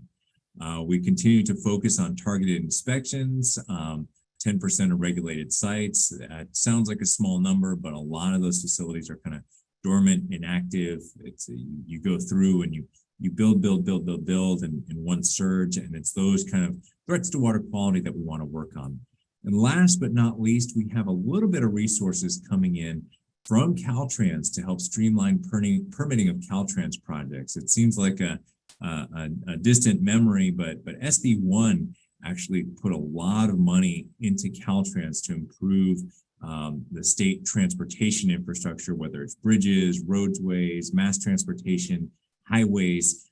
There's a lot of work that Caltrans is working on to improve the state, infrastructure. A lot of state infrastructure touches areas that could have impacts to water quality. They have to get permits from us. They have to get permits from State Board. They have to get environmental documents reviewed. So to expedite some of those projects, Caltrans is helping us out by providing us and a few other regions some resources to help with that process. The stormwater program.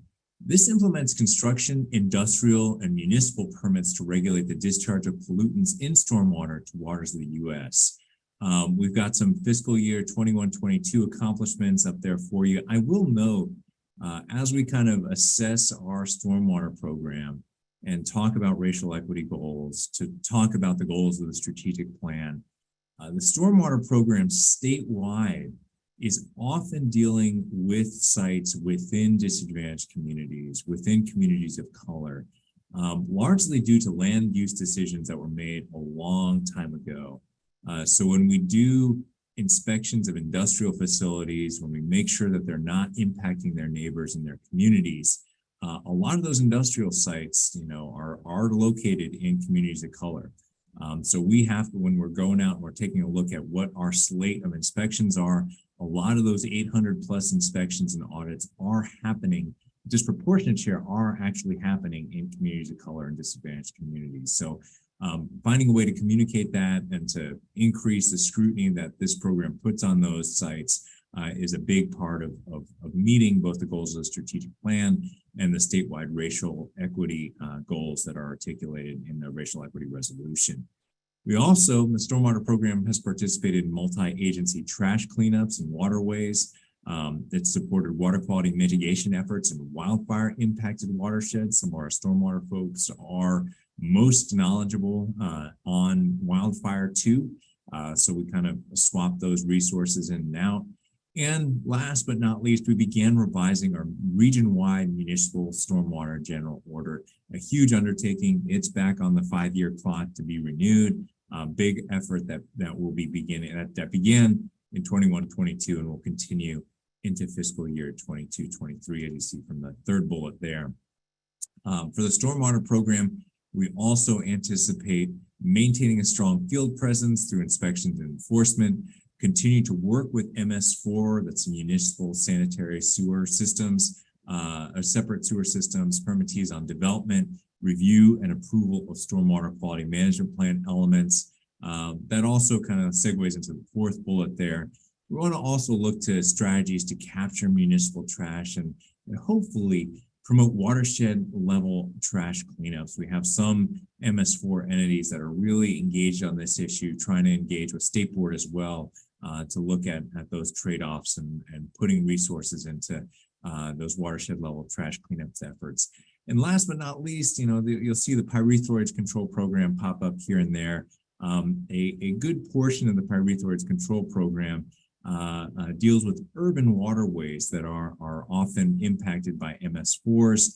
So the MS4s are continuing to support implementation of that control program in their systems. We'll pause there for a second before we head into planning, monitoring, and assessment, see if there's any questions. Yeah, Patrick, I have a question. I think when I did a tour up in Reading that Clint led, and he was discussing the trash cleanup of waterways. And if I recall, he said that there isn't a provision for those activities to be funded and that instead it required mechanical removal technologies at the wastewater treatment plants. I'm wondering, is that accurate, and is there any prospect for, you know, getting some of those actions funded so they happen more frequently and be more organized? Yeah, so that is exactly kind of what we're touching on with respect to that particular concern. What Clint's talking about there is the fact that the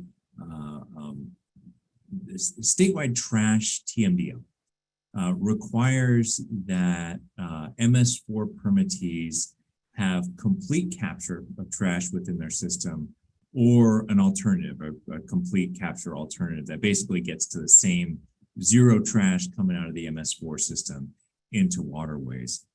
Now, there are some partners out there. City of Sacramento is one of them.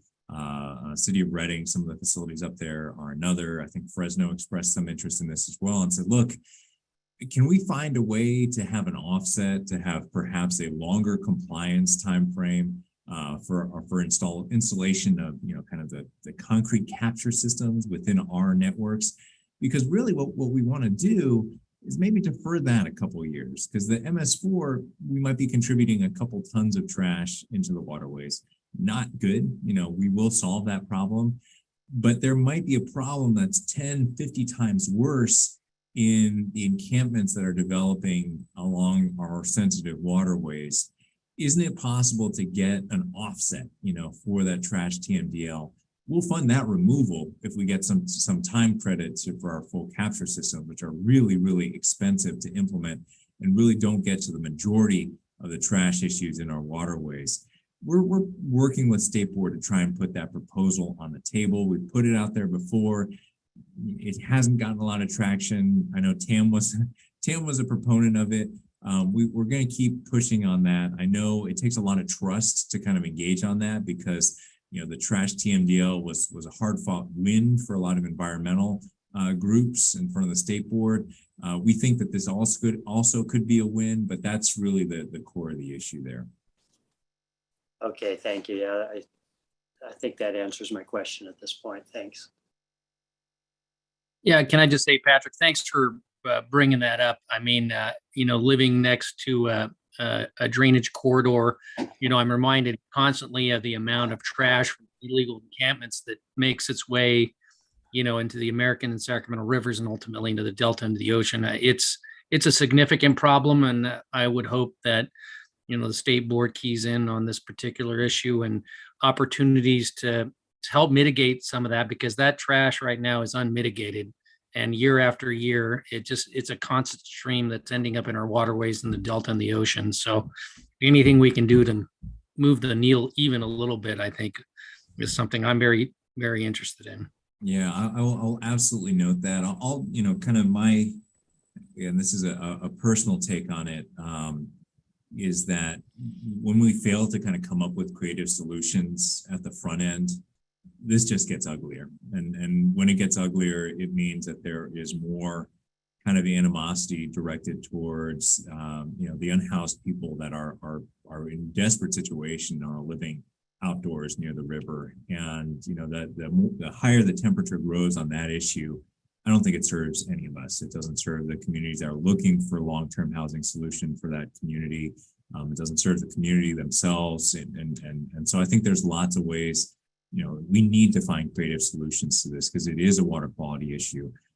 Less on the E. coli, I can kind of get to that in a little bit, but certainly the trash is a big one. And you know, our teams have gone in there, and you know, the answer for a lot of times is those folks who are living by the river, they want to help clean it up too, you know, and you know, I think it's a complicated field, you know, but that's something that we're absolutely sensitive to. Try and find some creative solutions at the front end, so this issue doesn't get worse, and frankly, so that we can keep the temperature lower than it is right now on the conflicts between the communities, the unhoused, and municipalities trying to deal with that. Yeah, thank you for that. And Patrick, you know, the city of Merced has a couple of big creeks that go through it. And we've had similar issues, right, where the city struggles with, you know, do you acknowledge these illegal encampments by providing trash receptacles and therefore, you know, almost like condoning that camping is going on there, or do you not? And then you have all this trash that you know is ending up in the waterways. And so City Merced has come up with a creative solution, and it's I mean, it's not going to work everywhere, but the mayor has started this, you know, this kayak club where, you know, every other weekend there's volunteers and they're out there and they're getting shopping carts and garbage and things. I know that won't work everywhere, but you know, I guess I just want to say that this issue is affecting small communities, certainly, you know, big places like the Delta too. So there are some creative solutions that are happening, but you're right, they're not funded, they're volunteer based, and they're not, you know, they're not sustainable long term, because if people are not willing to give up their weekends forever, then there's no solution. So I mean, I don't have an answer either, but you know, Merced's trying to solve the issue too. Well, we got to keep pushing. I mean, I think that's one of the ones I certainly hear it from the board itself, and frankly from staff too, and from my neighbors for that matter. That this is a big issue, and we have to continue to try and find creative solutions here. All right, I'll move right ahead into planning, monitoring, and assessment. You know, if you keep track, there's actually kind of 21 water quality programs, because it includes both the TMDL program, which is kind of a sub-program under basin planning, and Delta program is kind of fits that as well. And then, of course, CV Salts was a sub-program of the basin planning program, but we broke that off and deal with that a little separately because the scope of that project grew tremendously. So that's but without further ado, I'll get into the details of these programs. First and foremost, basin planning, the overall basin planning program. Water quality control plans, or basin plans, provide the foundation for all Central Valley Water Board regulatory actions. TMDL Delta programs also fall within this basin planning program, which also gives the resources to CV Salts.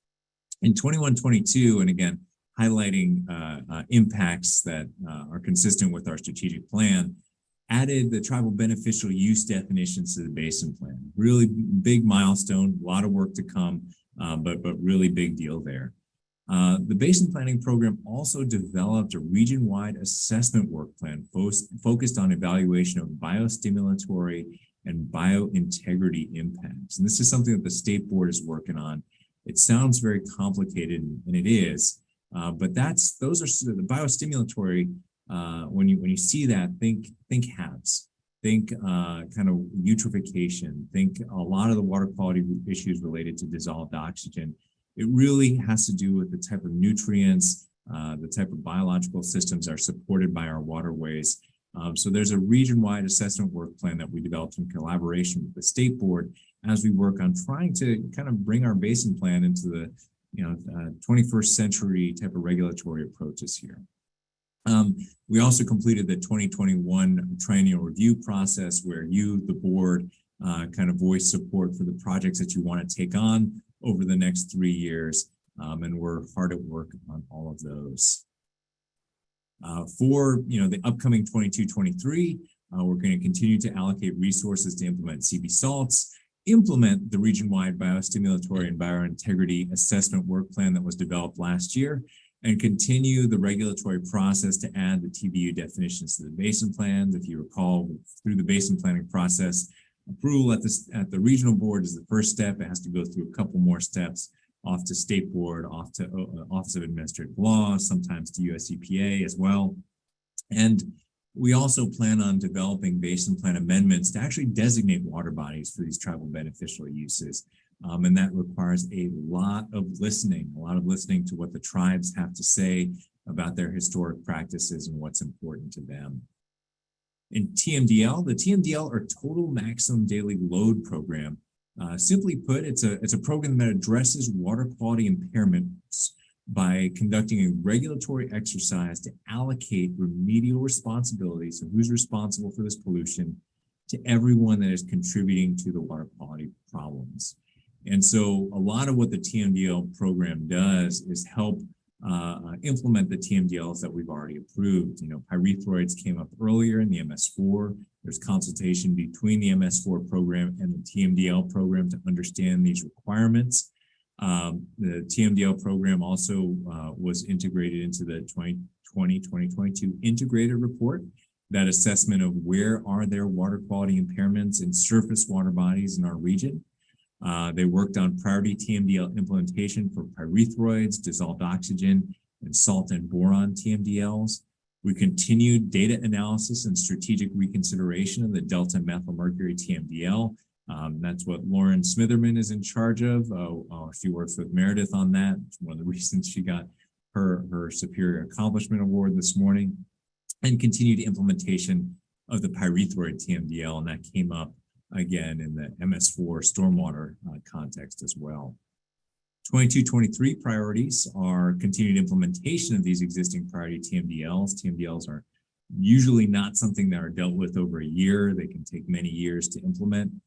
Develop decisions for the 2024 integrated report and update the 303D list. Prepare for the 2026 integrated report. The integrated report, it's you know, painting the Golden Gate Bridge, right? As soon as you're done going one direction, you got to get right back at it.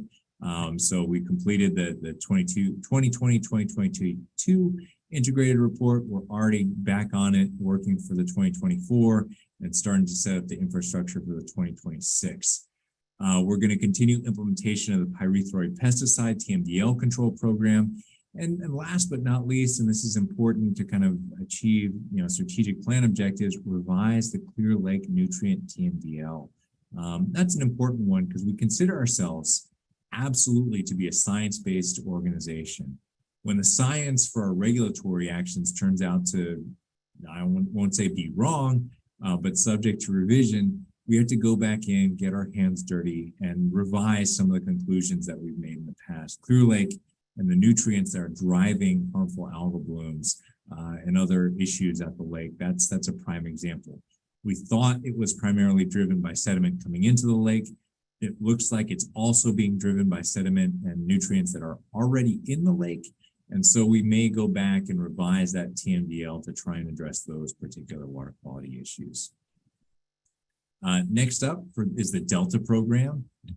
Really, the Delta program is driven by the Delta Regional Monitoring Program work, the Delta Nutrient Research Plan. We had a 2014 Delta Strategic Plan. Most of those objectives are met, but we're looking on kind of revising that and kind of incorporating. And really, the most of the work of the Delta program is within the Delta Regional Monitoring Program, working with stakeholders to make sure that they're monitoring for the right stuff at the right place, consistent with permit requirements.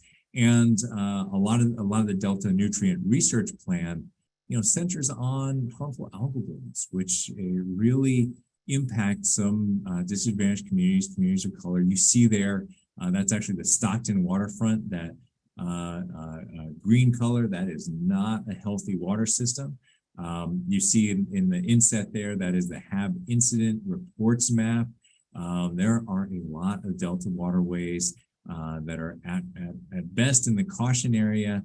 At worst, there are a couple that are clicking into the danger area, and some, you know, that Stockton one I think triggered a warning, which is a pretty big deal. You know, the water bodies are impacted by harmful algal blooms, and you know, at the danger level, they're potentially impacted by toxic algae and other stuff that can cause pretty significant water quality impacts if you drink that water, if you let your pets go into that water. For 22-23, we're going to continue to implement the new Delta RMP structure. You approved an amendment not too long ago that restructured the Delta Regional Monitoring Plan. And we're going to continue to implement the Delta Nutrient Research Plan. A lot of that is linked to data analysis of existing studies and development of new studies on nutrients, harmful algal blooms, and harmful algal bloom toxins. Next up, CV Salts program. CV Salts, again, a lot of these are our strategic plan objectives, basin plan amendments. A lot of the benefit of the CV Salts program is felt in disadvantaged communities and communities of color. especially because of the drinking water program and the early action plan. We provided a lot of oversight of the early action plan and management zone activities in 21-22.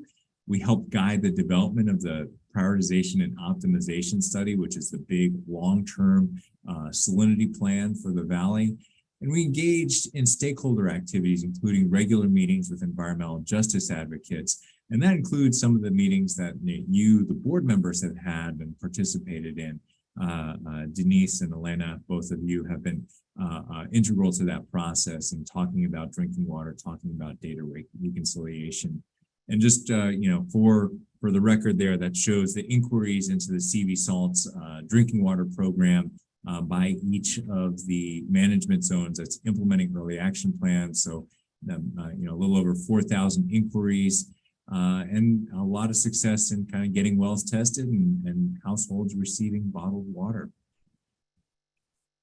So for fiscal year 22-23, we're going to build on that success, ensure that program requirements such as the provision of replacement drinking water is met, serve as liaisons to a lot of the stakeholder implementation meetings because this is still a new program.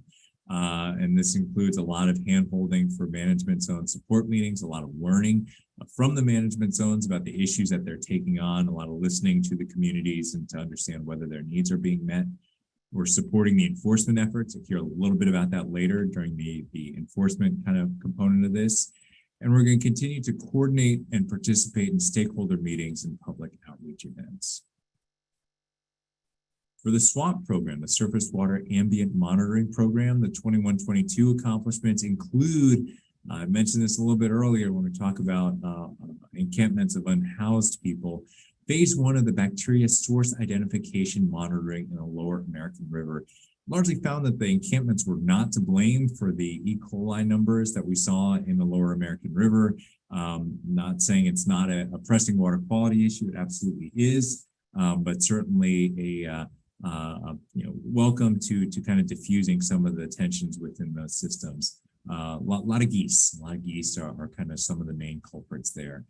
Whole host of issues associated with that as well, but it diffuses at least some of the tension dealing with the unhoused people living next to the river. Summer recreational beneficial use assessments in the Delta, Upper San Joaquin River and Lower Kings River watersheds speaks to the strategic engagement goal of a strategic plan goal, because a lot of that are communities that are underserved communities use those rivers to recreate in. We have to make sure that we get out there, monitor them, and understand whether there are water quality risks involved with recreating in those rivers. The harmful algal bloom program activities, and the development of partnership monitoring programs. That's our staff meeting with folks from the city of Stockton, not from the city itself, but community members, teaching them citizen science, showing them how to conduct harmful algal bloom monitoring, engaging with the communities, helping them build their knowledge, helping them contribute to our overall monitoring goals. Fantastic work being done by that program. And last but not least, post-fire water quality monitoring in the Caldor fire burn areas. Unfortunately, that is not going away anytime soon. We're going to contribute our monitoring to those efforts and those assessments. We're going to continue phase 2 of the bacteria source identification in the Lower American River in 22-23, continue to support the harmful algal bloom program, recreational beneficial use assessments, provide lab contract support for Delta Regional Monitoring Program efforts, update maps. We're going to try and make those maps and data portals even more accessible by investigating additional languages that they can be translated into, and support the long-term trend monitoring project in the Sacramento River watershed with DWR. Some of these long-term trend monitoring really, really important for understanding climate change impacts within our water bodies. And SWAMP is at the forefront of developing that data set so we can talk with DWR, other regulators, the legislature about what the impacts are due to climate change for our water bodies. Going next to the non-point source program, it's a non-point source pollution is the leading cause of water quality impairments in California, if not the country as well. And the non-point source program, they leverage limited grant funds to work to restore water quality in areas impacted by non-point source pollution. Really what they do is they take the little grant money that's available and try and leverage that as much as possible to get some work done. They participate in the Clear Lake Blue Ribbon Committee and helped identify funding for watershed projects within that watershed. Completed the Clear Lake Harmful Algal Bloom Environmental Driver Study that feeds into the potential update of the Clear Lake TMDL. And we developed a North Complex Wildfire Post-Fire Report and summary report on the potential effects of prescribed fire on water quality. These are some of the fire scars here. I believe this is Ponderosa, and this next one here, I believe that has to be the Dixie Fire. So that's one of the areas that I know Board Member Yang, you toured with us. We saw the devastation caused by that particular fire. And non-point source program for the upcoming year, TMDL implementation. That's the TMDLs that you can see there, covering pesticides, salt and boron, dissolved oxygen, and pesticides and selenium. Post-fire erosion and sediment control, Dixie Fire, and implementation in the Battle Creek watershed. And to manage grants, managing a grant is not a low investment of resources. We have to do a lot to make sure that those grants and the strings that are attached to those grants are met. All right, before I go into the administrative program, I'll pause there and see if you have any questions for the assessment programs.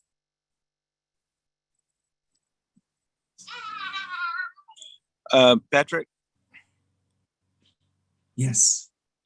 I don't have no questions. Just want to comment that there's a lot of programs out there, which is great.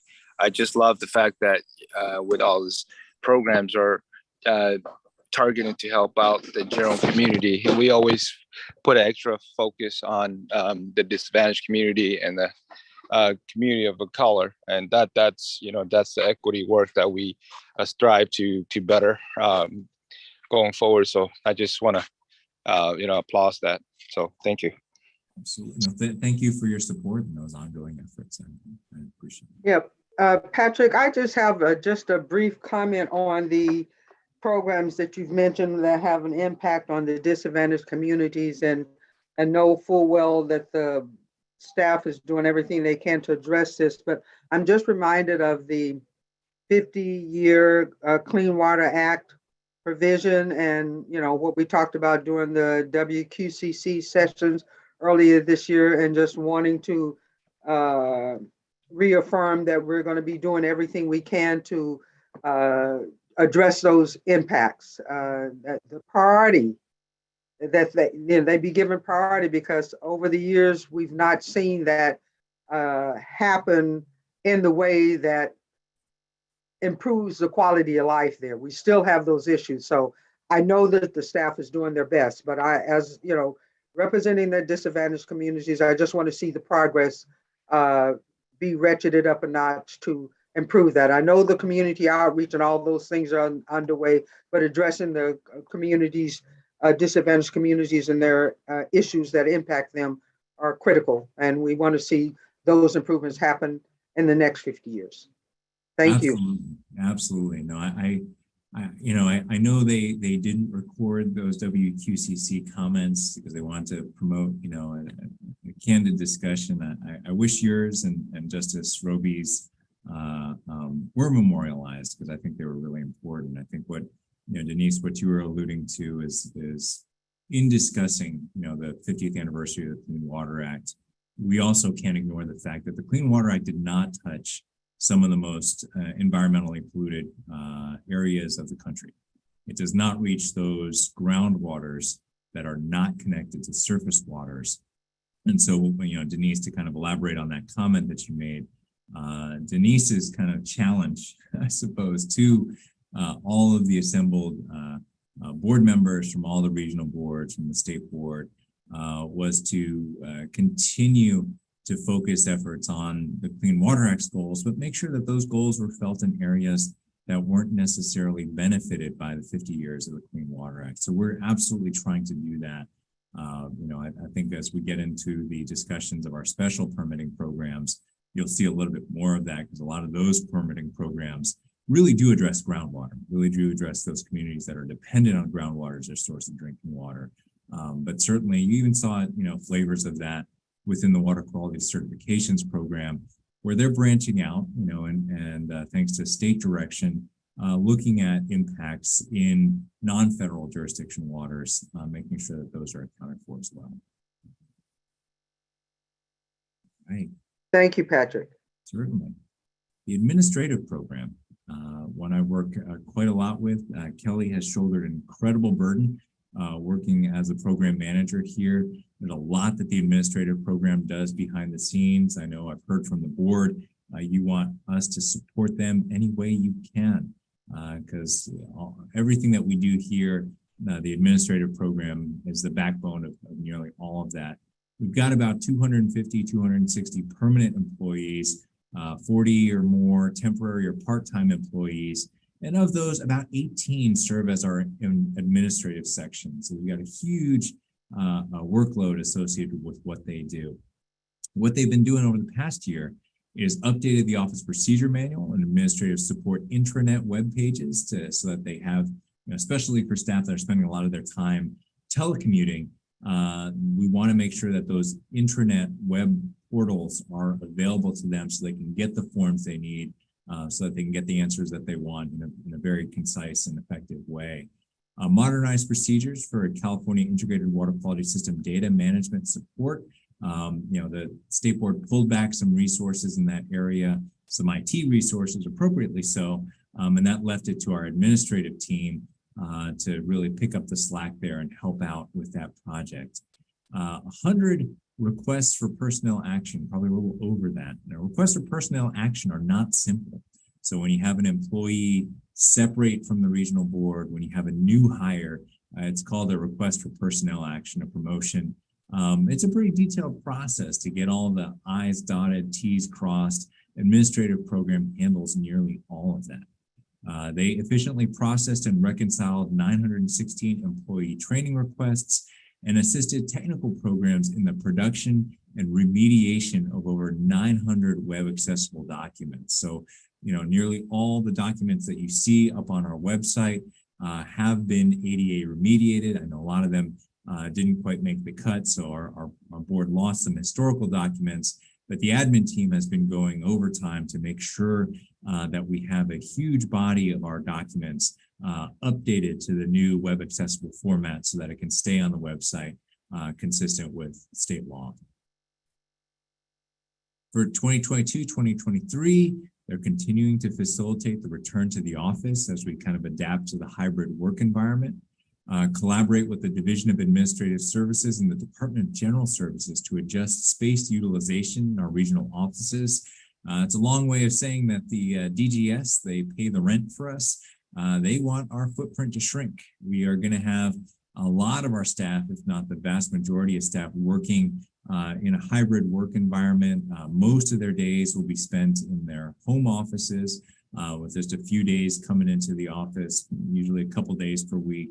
And so adapting to that new workspace will fall largely on the administrative program to work out those particular issues. I work very closely with Kelly and her team to try and plan for that. And last, engage with the State Water Board's racial equity work plan with respect to the recruitment, retention, and engagement of diverse talent within the organization. Huge goal, a lot of responsibility on their shoulders for that. I'll go right into the special permitting programs. And first and foremost, I know Board Member Avdis and Board Member Yang were at this particular engagement session. We conducted an in-person listening session for small, highly diversified farmers. Those efforts are certainly ongoing. Meet the strategic objectives of both strategic engagement and streamlining and permitting efficiency. We approved ILRP exemptions for the Goose Lake subwatershed and for solely managed wetlands to kind of lessen the burden in those areas where we did not see water quality impacts. We approved groundwater protection values. You heard the presentations at prior board meetings about the development of those. Those will go into the groundwater protection targets. We approved 10 surface water quality management plan completions. It's a big deal. That's when a problem is acknowledged by a coalition They figure out a plan to solve the water quality problem, and then they demonstrate to the regional board that it has been resolved. And last but not least, expansion of the on-farm drinking water well monitoring program that has resulted in over 10,000 wells within the irrigated lands program being monitored, particularly for nitrate pollution. For 22-23, we are going to continue to approve the groundwater protection targets and updated groundwater quality management plans, implement the salt and nitrate control program, and initiate a contract to fund UC Extension small farm advisor outreach to small, highly diversified farms. That was part of the outgrowth of that meeting that we had with those diversified growers down in the Fresno area, and continue to work on an alternative irrigated lands regulatory program framework for low-risk commodity types, which would ease the burden on those growers that are not really causing significant water quality problems. The oil fields program. So most California oil production occurs in the Central Valley. Formation water produced with that oil, known as produced wastewater, comprises the largest volume of waste generated by oil production. That's typically very saline water and disposed of by land application in ponds or by groundwater injection or underground injection deep into the aquifer from whence it came. So in this 21-22 accomplishments reports, we enrolled a lot of facilities under general orders. Keep on doing that. We approved 5 pond closure plans. Those are fairly significant to kind of cut off the threat to water quality. Conducted 67 inspections of these facilities, which can be massive. So it's a big undertaking there. Issued various orders requiring operators to assess whether injected fluids have migrated outside of approved boundaries. And specific to this program, they reviewed aquifer exemptions, issued 65 underground injection control project review letters, reviewed multiple well stimulation program applications, groundwater monitoring exclusions, and groundwater monitoring reports. Some of that done under the UIC program, some of that done under the SB4 program, Senate Bill 4, which triggered new requirements for fracking, steam flooding, and other oil field operations for enhanced recovery. Upcoming year, we plan on closing more inactive ponds, pursue appropriate enforcement for oil field related violations, review pond facilities that threaten beneficial use waters, review aquifer exemptions and propose UIC, that's underground injection control projects, and review the well stimulation project applications, request for exclusions, groundwater monitoring programs, and monitoring reports to protect water quality. The legislature actually gave us more resources in this area, so figuring out to effectively deploy those resources to protect water quality within this program is going to be a challenge for the new program manager in this area. Alex Olson's doing a fantastic job working through this complex regulatory area. One of the few areas where there's new program managers taking on these projects. Then we have the land disposal program that really regulates land discharges of solid and liquid waste to prevent water quality impacts. What we're talking about here is landfills, evaporation ponds, and composting facilities. The bulk of what they do within this program. The goal, protect water quality, complete protection of water quality, install these liners, install these layers to make sure that these wastes in place in these units don't leak to water quality.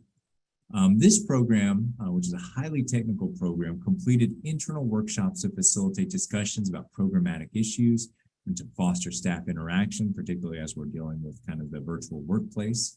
Developed standard operating procedures for permit revisions and designated new review processes for new wastewater management units, and got 12 individual permits adopted by the board. A lot of these speak to the strategic plan objective of internal process improvements, and then some of what's happening in the upcoming year really speaks also to strategic engagement, especially that kind of third bullet there, where using available data, including Cal EnviroScreen, increase outreach during permit revision process, especially to underserved communities out there that may be interested in what this program is doing. And revise permit requirements based on threat and complexity, and then also work on those on maintaining those internal process improvements to increase efficiency of our permitting. Confined animal facilities program. So This is a very intensive inspection-focused program. These deal with cow facilities, steer facilities, sheep, goats, pigs, and poultry. These are ranches where livestock are held and provided food for a significant part of the time. They also tend to generate a lot of wastes that have impacts to water quality. They conducted 321 inspections this past year, issued formal enforcement orders for off-property discharges and for over-applying to land application areas, both of which can cause nitrate impacts to surface water bodies, to groundwater. Reviewed and commented on several remediation work plans from dairies who are located in areas of shallow groundwater, putting them at higher risk of water quality impacts, and participated in CDFA, that's a California Department of Food and Agriculture's grant program for dairy digesters to reduce short-lived climate pollutants like methane that are produced by dairy facilities. In 22-23, we want to maintain that robust field presence, participate in the state water board's review of the dairy general order, which will inevitably require us to do a lot to revise our dairy program, and prioritize enforcement against unpermitted offsite discharges of waste and violations of monitoring programs and nutrient management requirements at dairies, full coverage poultry facilities, and full coverage bovine feedlots.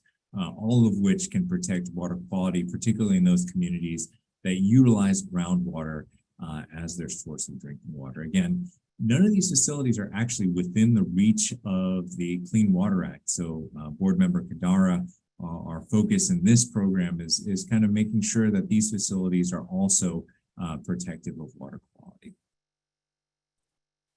The mines program, also always near and dear to my heart. These are some of the toughest water quality problems in the state. Every mine is a little different. The mines program in fiscal year 21-22 inspected 23 mines to assess site conditions and compliance, assist with permit development, and monitor construction activities. They utilize an updated approach to rank water quality threats posed by mines.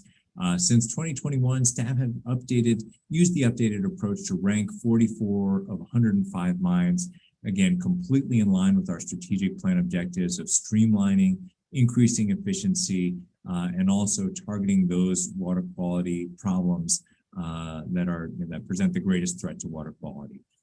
We continued engagement regarding the proposed venture to reopen the Idaho Maryland mine in Grass Valley, a very controversial project. We're reviewing environmental documents and having discussions both with the people that are putting the proposal on the table and with those community members that are very concerned about potential water quality impacts if the mine gets the approval from the local government to reopen. And we're going to make sure that if they do, there are not water quality impacts associated with the reopening of that mine. Next up for the mine program in fiscal year 22-23, Sulphur Bank. This is an old mine, an abandoned mine on the shores of Clear Lake. Huge interest of the tribal community out there. We are in the process, it's a super fun site of remedy selection with US EPA, making sure that the tribal voices are accounted for as they discuss what is going to be a long-term plan to remediate this mine. At the Bully Hill Rising Star Mines, we're working with the trustee to implement projects to stabilize the site with remaining settlement funds. We're continuing to participate in public processes, evaluate potential threats associated with the proposed reopening of the Idaho Maryland mine, continue ranking mine sites using the water quality threat prioritization scheme that Kate Berger, the program manager here, was instrumental in developing, and propose on conducting 25 site assessment compliance, permit development, and construction inspections of mine facilities that pose a threat to water quality. Cannabis program. So the Central Valley Waterboards cannabis regulatory program, we regulate waste discharges associated with cannabis cultivation consistent with state policy. This past year, they enrolled 157 cultivators. I'll take just a minute to let you know that there is a very healthy competition between us in Region 5 and the folks in Region 1. Those are kind of the two cannabis growing areas of the state to keep those enrollment numbers high. I think we edged in front of them, at least for the 21-22 year. We've been kind of diligently working at that. So it is a point of pride, all that this program has been able to do. Certainly, Region 1 also is very proud of their program. Healthy competition between those two to make sure that we enroll these sites, get them regulated, get them cleaned up. Conducted 56 enforcement inspections, 6 virtual region-wide outreach events, 2 enrollment initiatives, and oversaw 21 voluntary cleanup cases at illegal cultivation sites. All of which, streamlining, ensuring that we're doing more with less within this program. The program manager is still relatively new. Jason is doing a fantastic job of achieving this. If you take a look at the graphic there, that's actually a view from a helicopter of a bunch of cannabis grow facilities there. Each one of those hoop houses is a cannabis growing facility. You see plants out in the open there as well. There's been a huge proliferation of these sites. Give a second on that. There you go. To make sure that cleanup and that those cultivation activities don't have an impact to water quality. In the upcoming year, the main priorities of this program are increase enrollments, pursue enforcement of those sites that pose the most egregious water quality threats, and that's completely consistent with the state or the strategic plan objectives, and to create efficiencies, improve workflow, and reduce backlog of historical sites. Next up, the Forest Activities Program. In 21-22, 287 inspections, including post-fire salvage logging and post-fire utility activities, executed grants and contracts to improve forest lands impacted by legacy logging, further capacity to accurately detect pesticides in remote forested watersheds. I spoke with you a little bit about that last year. It's a continuous sampling monitor that we want to make sure is fully accredited so we can use that to detect a pesticide with greater accuracy. Build an online training and certification system for U.S. Forest Service and Bureau of Land Management staff as we work on our federal permit. And we engage with a sequel contractor to work and support a new permit for non-point source discharges in federal lands. There you see kind of some of the stuff that the Forest Activities Program does. That is a drinking water supply line that had to be rebuilt after a fire ripped through that particular area. So it's not just traditional timber harvest, it is everything under the sun that is being asked of that Forest Activities Program. Lots of legislative attention these past years. Angela Wilson, Program Manager, has been really adept at navigating all the changes to this program and the requests coming in. For 22-23, we continue to provide oversight of timber harvesting activities across federal and non-federal lands for compliance with the Timberland General Order. Internal and intra-agency coordination on veg management activities. So essentially building down those vegetation that have overgrown in areas, made these fires more severe, along with climate change. A lot of those activities are being, a lot is being asked of our forest management program. A lot is being asked of them to coordinate with entities like CAL FIRE, DWR, Natural Resources, State Water Board, local entities, federal partners, to make sure that those risks are ameliorated.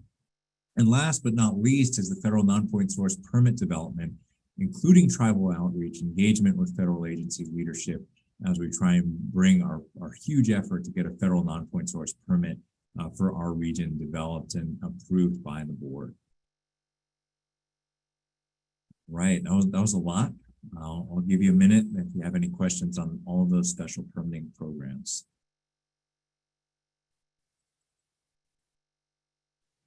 Just one quick question on the cannabis program, Patrick.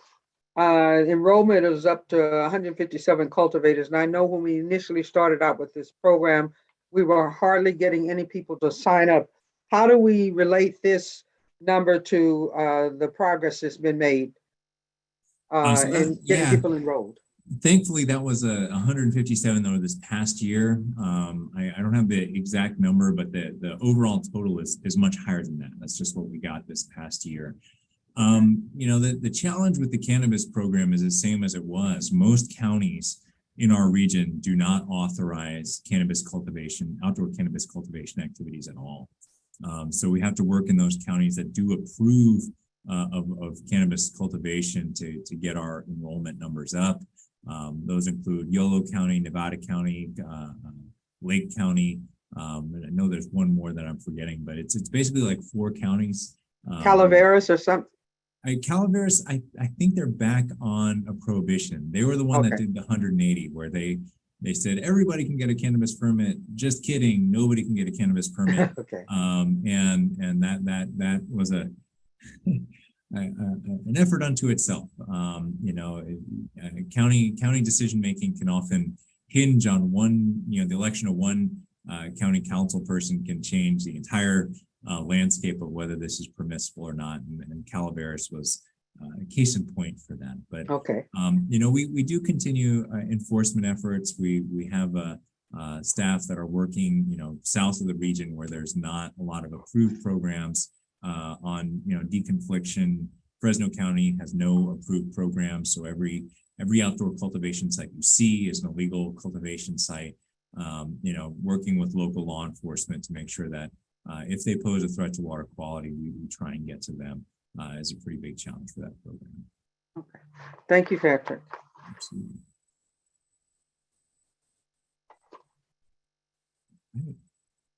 So I'll move to these last 3 water quality programs: enforcement and cleanup. First, the biggest program that we've got, at least in terms of staff resources, they are spread out wide throughout all of the offices, nearly all the programs. A huge task for Carrie Holmes, the program manager. JJ is the executive sponsor for that.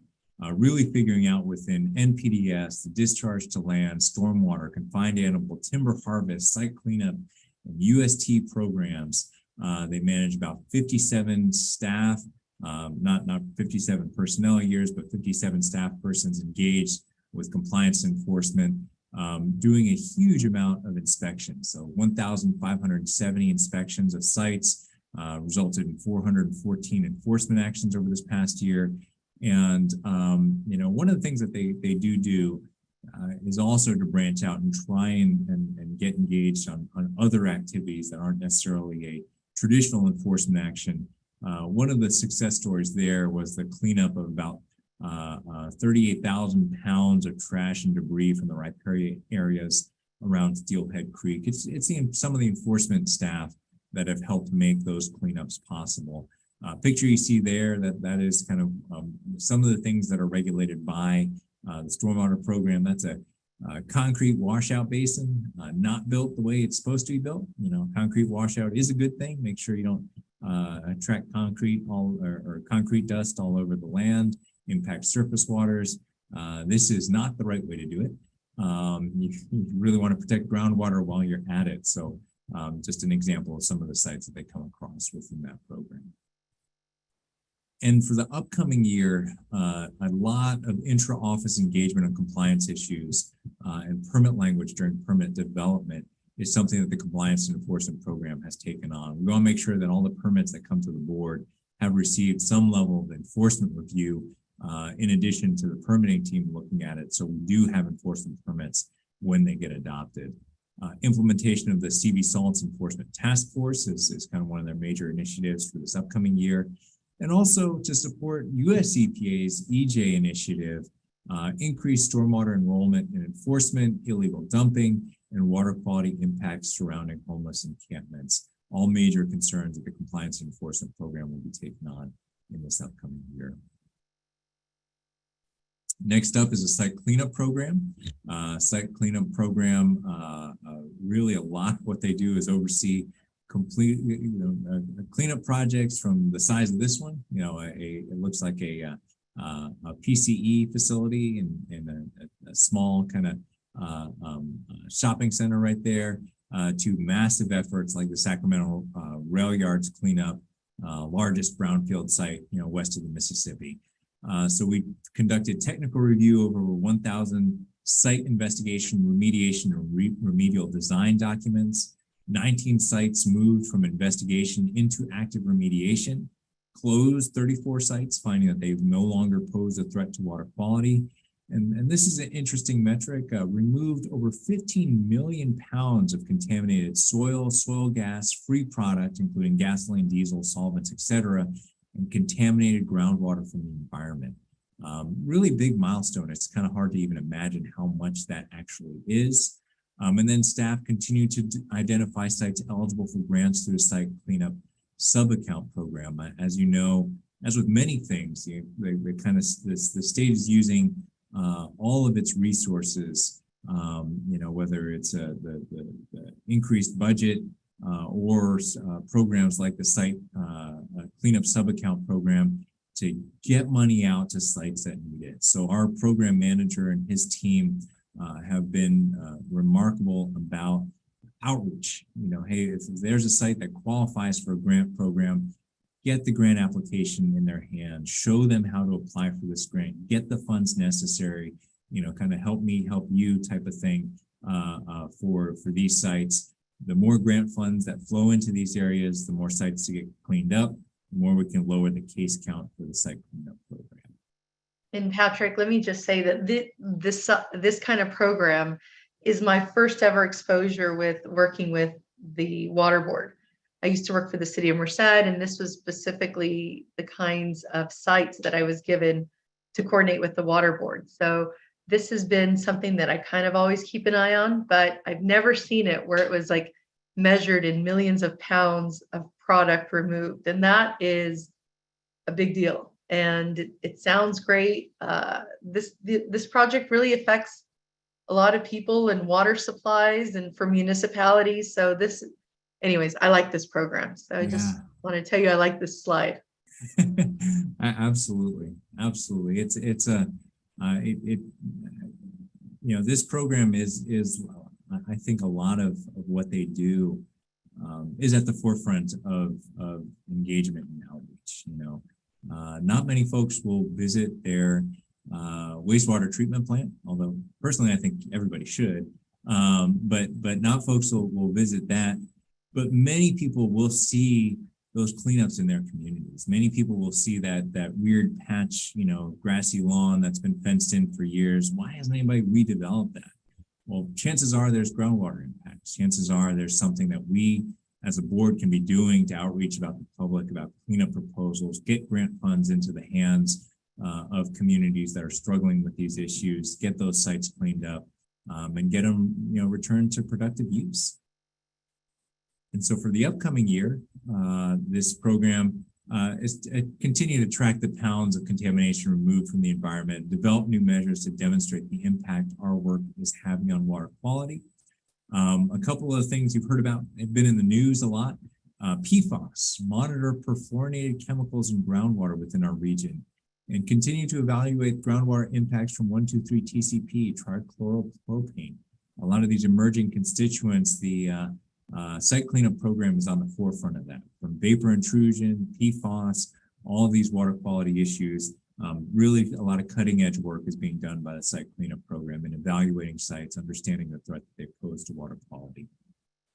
Identify and enroll underfunded projects and funding opportunities.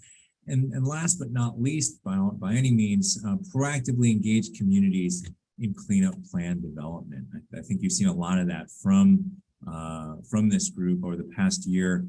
We've been asked to participate in online sessions, talking with City of Sacramento and concerned citizens on a site that they propose to use for an encampment for unhoused people. Talk about the environmental threats that are present there. There was issues in the backyards of some folks concerned about a cleanup action. We have to adapt and make sure that we provide the information about that site in the language that they need and in a language that's meaningful, in a way that communicates water quality threats in a plain language manner. So a lot of kudos to the cleanup program for taking those issues head on. UST program, really one of the most successful environmental programs, at least in my view, in state environmental history. This has cleaned up a huge number of leaking underground storage tanks. It helps that there used to be $1 million, now $1.5 million associated with every cleanup. There's a whole tax structure that supports these cleanup efforts, really cleverly conceived and very well executed by our technical staff that review these cases. 11 cases moved into active remediation. One of the things they do nearly every single year is review all the open cases for possible closure, figure out what needs to be done to close these open cases and communicate very plainly with the people who own these sites. What do you need to do to get this thing, and we know this site's keeping you up at night. Here's what you got to do to close the case. And we closed 47 cases this year, finding that they no longer pose a threat to water quality. And for the upcoming year, continue to address priority cases, review all open cases for possible case closure, ensure that every open case receives at least one case review and written directive correspondence during the year, if that's feasible for a particular case. Again, constant contact, right? We want to make sure that there's not anybody who owns any of these sites that we want them to know that the state is watching. We want to make sure that they get a directive. Hey, what have you done this year? What can you do to continue to move that to closure? We update the path to closure fields in GeoTracker for all open cases so that all responsible parties are aware of the steps remaining for case closure. And just for what it's worth, any member of the public can know what needs to be done as well. GeoTracker is an awesome tool for doing that. I encourage everybody to kind of play around with the GeoTracker database, not the car, but the site. I think it's the first that pops up on Google, and you can see in your community what UST cases are still open, what need to be closed, and if you click on the open cases, it will tell you what needs to be done at these sites to close them, to get them to the point where they're no longer posing a threat to water quality. We know that's a tool that's used by the community quite a bit. Heck, if you buy a house in the state of California, your property disclosure actually probably mentions GeoTracker by name and says, yes, a GeoTracker site was done. These are the potential water quality impacts around your community that are identified in GeoTracker. And last but not least, continue to address community engagement and cleanup proposals and case closures, something that's required by law, but we also do quite a bit of in this program, trying to go beyond what the law requires. And that's it. That's the roundup for all of our programs. I'll pause here again, pull this down, and see if you have any other questions.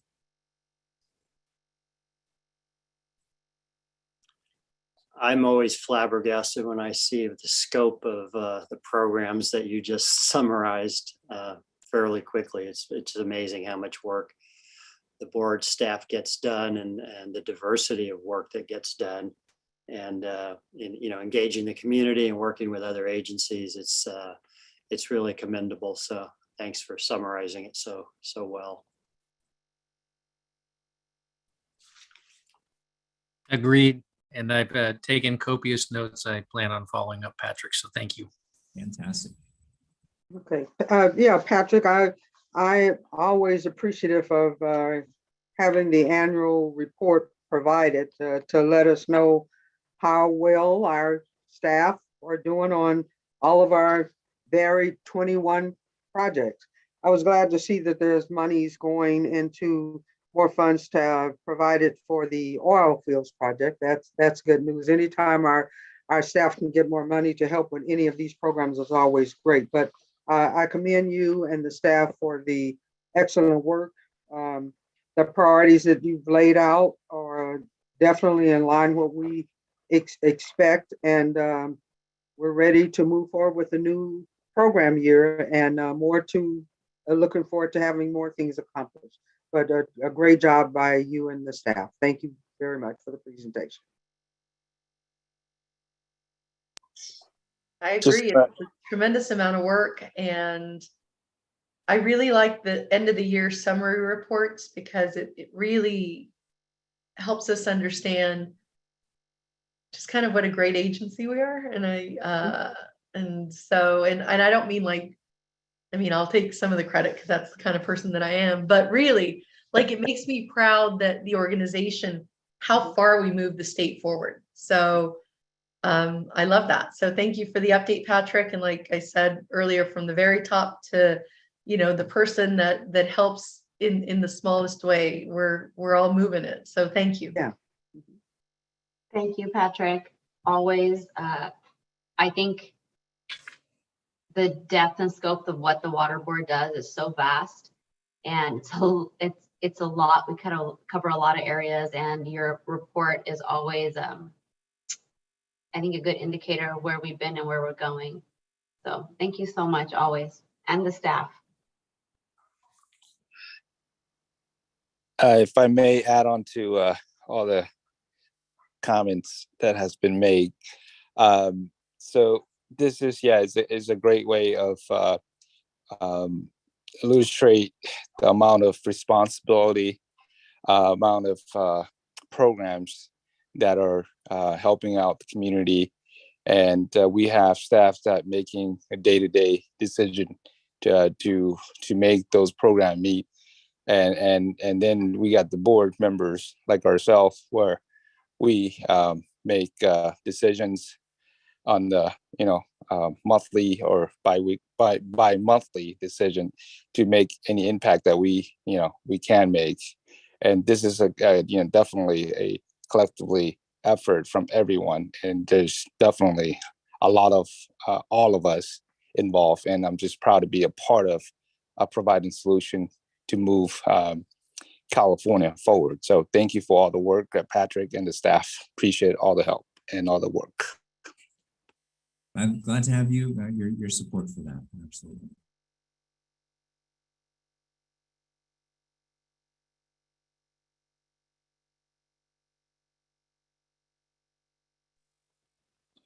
Okay. Patrick.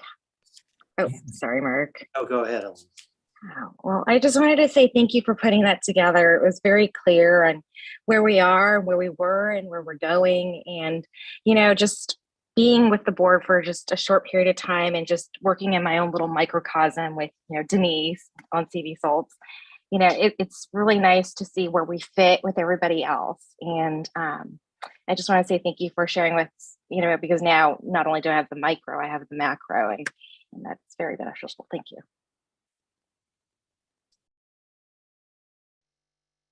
Okay, well, great summary, Patrick. Mindy, are there any interested persons wishing to comment on the year-end report? Yes, Michael Garabedian with Placer County Tomorrow wishes to comment. Okay. Mr. Garabedian, you have the floor. Thank you. I think I'm unmuted. I'm going to very quickly go through a lot of the critical reasons that the industrial pretreatment program is vitally needed in the state. First of all, the state's too rapid in my view, movement towards direct potable reuse sewage water prodded by the legislature. Now, this started in 2009 when the State Water Board adopted a water recycling policy, which cobbled together a couple of earlier policies using a self-appointed stakeholder group that wouldn't let us go to their meetings. The two attorneys on that made a presentation to the Sacramento Bar, and I asked them if they'd looked at the industrial pretreatment program as part of that effort, and they said no. Now, it got the water thickened a great deal when Governor Brown did a reorganization, and he took the drinking water division out of health and put it under the water boards. And this is very, very critical responsibility. And now that you have, there are just a whole host of problems. Illegal dumping into sewer systems is chronic. Had a DA task force on that in LA. I imagine they still do. There are many potential dangers to the system, like Walkerton candidate, which an improper, wrong kind of material got into the well and contaminated the drinking water system and resulted in deaths. These are potential public health problems. So how did California get the pretreatment program? It was in a delegation from the US EPA in 1989, the same delegation of both the National Pollution Elimination, the NPDS program, you're renewing 5-month discharger permits, and industrial pretreatment with a strong admonition for public involvement in NPDS and a need to evaluate that, which we feel should be a priority of the state board. We're regretted not seeing public involvement on their list. They were took up at the recent Tahoe meeting. So the regional boards are in a critical position, but when I brought up pretreatment and tried to find out if it has been on a state water board agenda, apparently it hasn't been. And one state, fairly new staff person at that level said, the regional boards are doing it. So here we have the dilemma of how to, add this relatively new program to the importance of your responsibilities. I know the staff is certainly considering it when they're looking at general orders and things like that. But it is a remarkably critical one to human health directly because of that reorganization. And look forward to working on industrial pretreatment with you as much as I can. Thank you.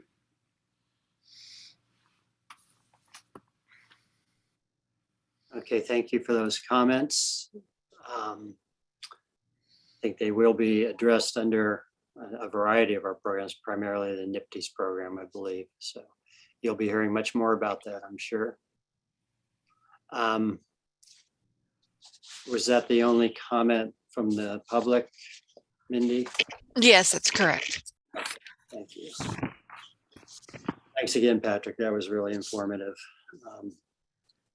I'm kind of back to feeling like we're drinking from a fire hose when I hear all that information in such a concise presentation. So I'll be following up with you on a few questions as well. Moving on to agenda item 10, I guess I have a question before we jump into that. Do you have approximation on the time required for this item? Should be about 15 minutes. I don't expect it to be much longer than that. Okay. Unless somebody needs to balance the books or take a bio break, I think we can just move ahead with this item. Okay, so this agenda item 10 addresses the general waste discharge requirements for maintenance dredging operations, consideration of new general waste discharge requirements. At this time, the board will consider these new requirements. This proceeding will be conducted in accordance with the notice of public hearing and meeting procedures published with the meeting agenda. At this time, evidence should be introduced on whether the proposed action should be taken. All persons expecting to testify, raise your right hand and take the following oath. Do you swear the testimony you're about to give is the truth? If so, answer, I do. Please state your name, address, affiliation, and whether you have taken the oath before testifying. Following the staff presentation, interested persons will be allowed 3 minutes each to address the board, and a timer will be used. And does council have any legal issues to discuss at this time?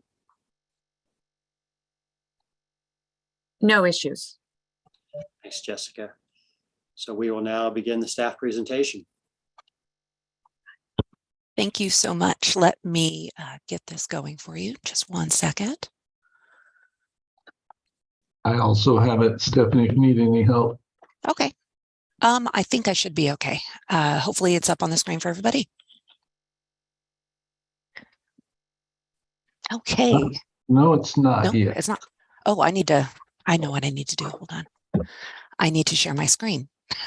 Oh my goodness. Not all good.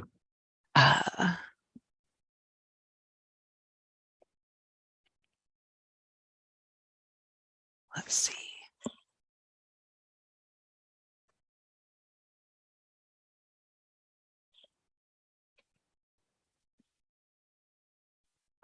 Actually, Jean, did you want to go ahead and run this for me? That might be easier. Hey, Gene, before you do that, can you also co-host Adam, please? Somehow he lost his co-host duty. Sure. Thank you. There you go, Adam, and here you go, Stephanie. All right, perfect. Wait till it shows up. Okay. Good morning, Chair Bradford and members of the board. My name is Stephanie Tadlock. I'm the Senior Environmental Scientist Supervisor for the 401 Water Quality Certification and Dredging Unit, and I have taken the oath. Today, my presentation discusses the general order for maintenance dredging projects before you today for your consideration and approval. And next slide, please. In this presentation, I will explain what dredging is exactly and why it is important for us to regulate for water quality purposes. I will explain how dredging operations and placement activities are regulated and inform you dredging general orders that are currently being used for dredging projects. Also, what the new order's intended coverage includes. I will explain the different enrollment categories that have been developed for the general order based on risk potential that are used to determine eligibility for coverage.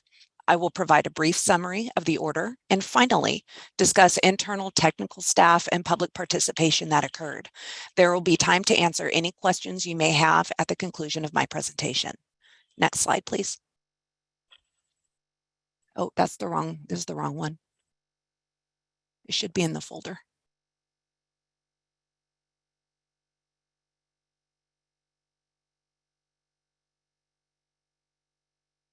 That was copied over this morning. Sorry about that. I'll go look for it really quick. Okay.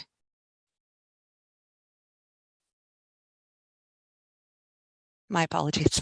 Oh, no worries. This will just take a second. Sure. That's the one. Yep. Okay. And we're on slide 3.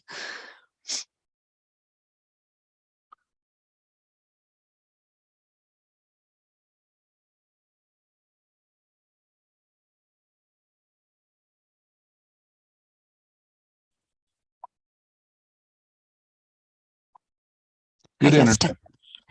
Technical difficulties for being the last item, I suppose. Well, we have good internet. That looks better. Okay, and let's continue. Sorry about that. Before we discuss the order's details, I think it would be prudent to discuss this subject at the general order before you today. Dredging. What is dredging? With access to technology and a few keystrokes, I pulled up the Google definition of dredging and the definitions relevant to this discussion. The definition I found on Google was to clean out a bed of a harbor, river, or other area of water by scooping out mud, weeds, and rubbish with a dredge. Worded differently, to bring up or clear something from a river, harbor, or other area of water with a dredge. As a simple definition, yes, but what is dredging? How is it different from soil excavation? Is it dredging only when there's water present? What about when the project is drained? The project site is drained. What about seasonal inundations? Dredging is, more simply put, movement, placement, or removal of material that may have over time and deposition accumulated constituents of potential concern or may have elevated concentrations of naturally occurring substances that may have the potential to negatively impact water quality. Dredged material may be located at the bottom of a permanent or temporary feature, a man-made or natural water body, or on the bottoms, banks, or shores of such water bodies. As sand and silt washes downstream, sedimentation gradually fills channels and harbors. This material must be periodically removed by dredging. These accumulated materials may be removed by any means, including excavation, and it could either be wet, dry, or dewatered material. Next slide, please.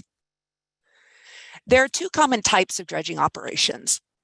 The first and least impactful to water quality is hydraulic dredging, as shown on the left-hand picture. This is where material is pumped through a sealed pipeline and transported to a processing site where it's sifted and sorted. Hydraulic dredges are cost-effective, more mobile, and highly versatile and suitable for challenging conditions where dredging needs to take place. This form of dredging relies on the creation of a slurry material, which is a liquidized mixture of rock, dirt, and gravel. This material is then placed into a sorting area. The most common type of hydraulic dredging is suction dredging, which operates essentially as a small high-powered vacuum that works underwater. The photo on the upper left that you see is an example of hydraulic dredging equipment. As you can see, it's smaller in size, and its mobile design allows it to be more commonly used in dredging operations we see in our area. The second type of dredging operation is mechanical dredging. Mechanical dredging involves the use of an excavator or other type of heavy equipment, usually situated on a barge or on the water's edge, to dig out the bed of the body of water and remove the sediment using a stationary, bucket-oriented machine that scoops the desired sediment before it's transported. The sediment is then hauled away for disposal or reuse. Typical types of mechanical dredging are bucket dredging, grab dredging, as seen in the photo here on the lower right, and backhoe dredging. Mechanical dredging is best suited for environments that have a large enough work area that will support operating an excavator or other large operational machine to extract, dispose, and scoop materials in a rapid manner. Next slide, please. Dredging activities do not stop at extraction. Once you have the scooped materials or slurry material, what do you do with it? The other half of dredging involves dredged material placement and potential reuse of dredged material. In the Central Valley region, and especially in the Delta, our main focus of dredge regulation is on placement and reuse, because dredged material in the Central Valley is rarely, if ever, discharged back to surface waters. In the Central Valley region, 99% of dredging involves upland placement without any discharge of either dredged material to surface waters. Generally, the only time discharge to surface water occurs is when water is discharged from settling ponds. The type of placement site depends on the type of dredging that occurs. We're looking to expand our regulation of what is called unconfined placement, which could occur at aquatic sites, nearby or close to aquatic sites, or in upland areas that are protected from re-entering the water source. These locations will be discussed more later when we discuss the risk level of each site pertaining to the order's requirements. Next slide, please. One of the most important aspects of dredging placement that has become widely used is how it is disposed of or how it can be reused. Although some dredged material can have constituent composition that make it unsuitable for beneficial reuse, most dredged material is suitable and as such represents a vital resource for a wide range of near-site applications considered beneficial for that area. For dredging projects that have been authorized by the Central Valley region, reuse has become common in upland areas to repair levee deficiencies, used in the Delta to assist in reversing island subsidence, creation of wetland habitat also in the Delta, and as foundational material for future construction activities. We encourage reuse not only for its applications, but also because moving material out of placement sites creates capacity for future dredge placement and reduces the need to discharge water from these sites. The photographs here are a before and after of just one beneficial reuse of dredge materials. This was used in reducing the island subsisting in the Delta area and also the creation of wetland habitat. Next slide, please.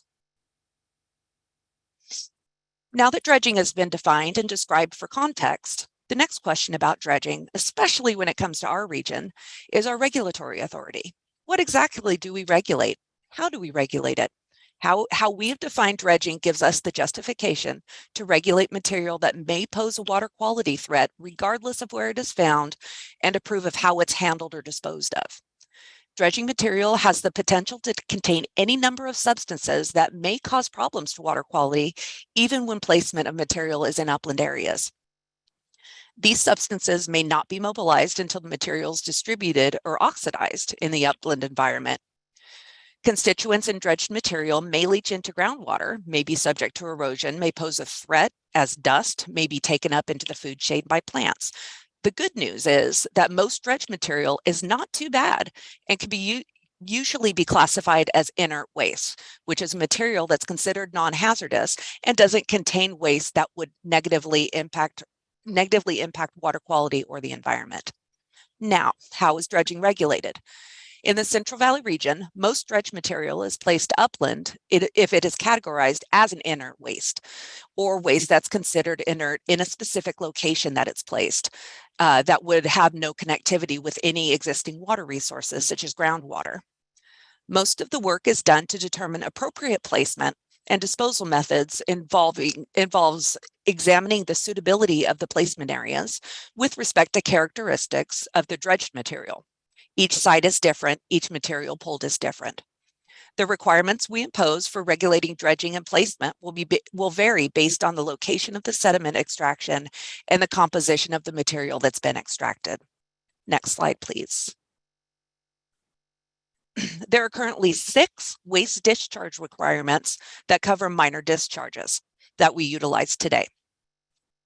Projects that require a 401 water quality certification under the Clean Water Act for dredging operation activities, maintenance dredging activities that occur with non-jurisdictional waters of the state, a waiver of waste discharge requirements for placement of discharges that pose low threat to surface or groundwater quality, maintenance dredging operations within the Stockton and Sacramento deep water ship channels that are performed either by port authorities or the Department of Water Resources, maintenance dredging within the San Joaquin Delta, and lastly, we have a memorandum of understanding with the United States Army Corps of Engineers for their regular maintenance dredging of the Stockton and deep water ship channels.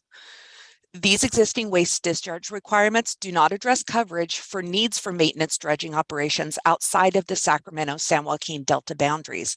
These operations include lake dock dredging, irrigation canal maintenance, and pond maintenance. Due to the prevalence of activities requiring regulation that occur outside of the Delta, over the previous many years, we've taken reporting and data collected from Delta activities and expanded those opportunities outside of the Delta and further into the broader Sacramento and San Joaquin valleys to provide coverage under this order. Next slide, please. After research and development of standards consistent with our 3 basin plans, the proposed general order would replace the orders authorizing maintenance dredging activities within both deep water ship channels that are operated by the Department of Water Resources and port authorities, as well as any maintenance dredging activities in the Delta. This will also provide further authorization for dredging operations and placement outside of the Delta. It will encompass all maintenance dredging operations within the Sacramento, San Joaquin, and Tulare Lake basins. However, due to the existing memorandum of understanding with the Army Corps of Engineers, we have ongoing data collection, and this memorandum would remain in place and not be included as part of the general order before you today. Non-maintenance dredging activities will continue to use the existing applicable orders as they were previously adopted. Next slide, please. Dischargers conducting maintenance dredging activities within the Sacramento River, San Joaquin River, and Tulare Lake basins may qualify to receive authorization for coverage under the new order. It will act as a waste discharge requirements for only maintenance dredging activities that restore or maintain a previously permitted or achieved design depth or an operational depth, and they may require additional coverage under the Clean Water Act. These particular projects include operations that either contain or release water back to nearby surface water bodies. Next slide, please. This general order categorizes dredging operations based on a risk analysis on a project-by-project basis of dredging material placement, methodology, and location proposals. The following 3 categories are used to prescribe pre-project sampling, project site monitoring, and restrictions, and are determined by the level of risk the sediment runoff has of returning to its original water source. The first category, category 1, has the highest risk of return. These areas include placement at a site where high potential for runoff to discharge into surface water or groundwater may occur. Category 2, projects with a possible risk of return include placement at a site with a potential but not a guarantee of return for all runoff discharged to surface water and or groundwater. And finally, category 3, these are sites that have the lowest risk of return. These include placement at a site that has a curbed or near impervious surface or otherwise lacks connectivity to any waters of the state. These areas are described as having near permeable surface area that has a very low risk of opportunity to percolate through the surface of any wetted or dried material that surface has accumulated. Next slide, please. The following few slides further describes each category for enrollment based on its location and risk level. Each category is based on the risk the placement has of returning to the source water. The placement projects with the highest risk would qualify for Category 1, which would be a site that maintains and manages its sediment adjacent to a water body. This category includes discharging decant water back into the water body. Now, decant water is water that's separated from the removed sludge material through either a sandpipe or pump outlet. This is shown in the diagram that's on your upper right-hand side of the slide. The dredge material is placed and the sediment is allowed to settle out, leaving two layers, the sediment and the water. The leftover water after settling is considered decant water. As shown in the lower left picture, the pipe is discharging decant water back into an area that's protected with a turbidity curtain to prevent increases in turbidity in the greater water body. A turbidity curtain is a very common best management practice that reduces or contains any change in turbidity during any project activities. Next slide, please. Category 2 consists of placement sites that have the potential for water to return to a water source, though return is not guaranteed to occur. In these sites, no water body is located nearby, and dewatering may occur through evaporation or may possibly infiltrate into groundwater. These placement sites are shown in example sites on the slide here. You'll notice that the sites are contained, but they do have the potential of return to groundwater, which we do our best to protect during dredging placement activities. Next slide, please. Finally, Category 3 placement sites pose the lowest risk of return to a water source. These sites have a curved and near impervious surface, such as a parking lot or an enclosed upland area, where it lacks connectivities to any waters of the state. These are placement on sites that have a very high containment capability, where the dredge materials will not seep into or flow into groundwater or surface water, with appropriate placement location determination and best management practices implemented. Next slide, please. In the next few slides, I'll briefly describe the different requirements within the dredging general order. The order will include the following: a description of the requirements to conduct and enrollee submittal of pre-dredge sediment analysis, submittal of monitoring plans for both chosen dredge and placement sites, ongoing monitoring at both placement sites, discharge area, and the effluent discharge areas, and ongoing receiving water and other reporting requirements to be submitted while dredging activities are taking place. Next slide, please. Pre-dredge testing is based on the operations enrollment category. Placement sites are at the highest risk of return and would fall within the first category.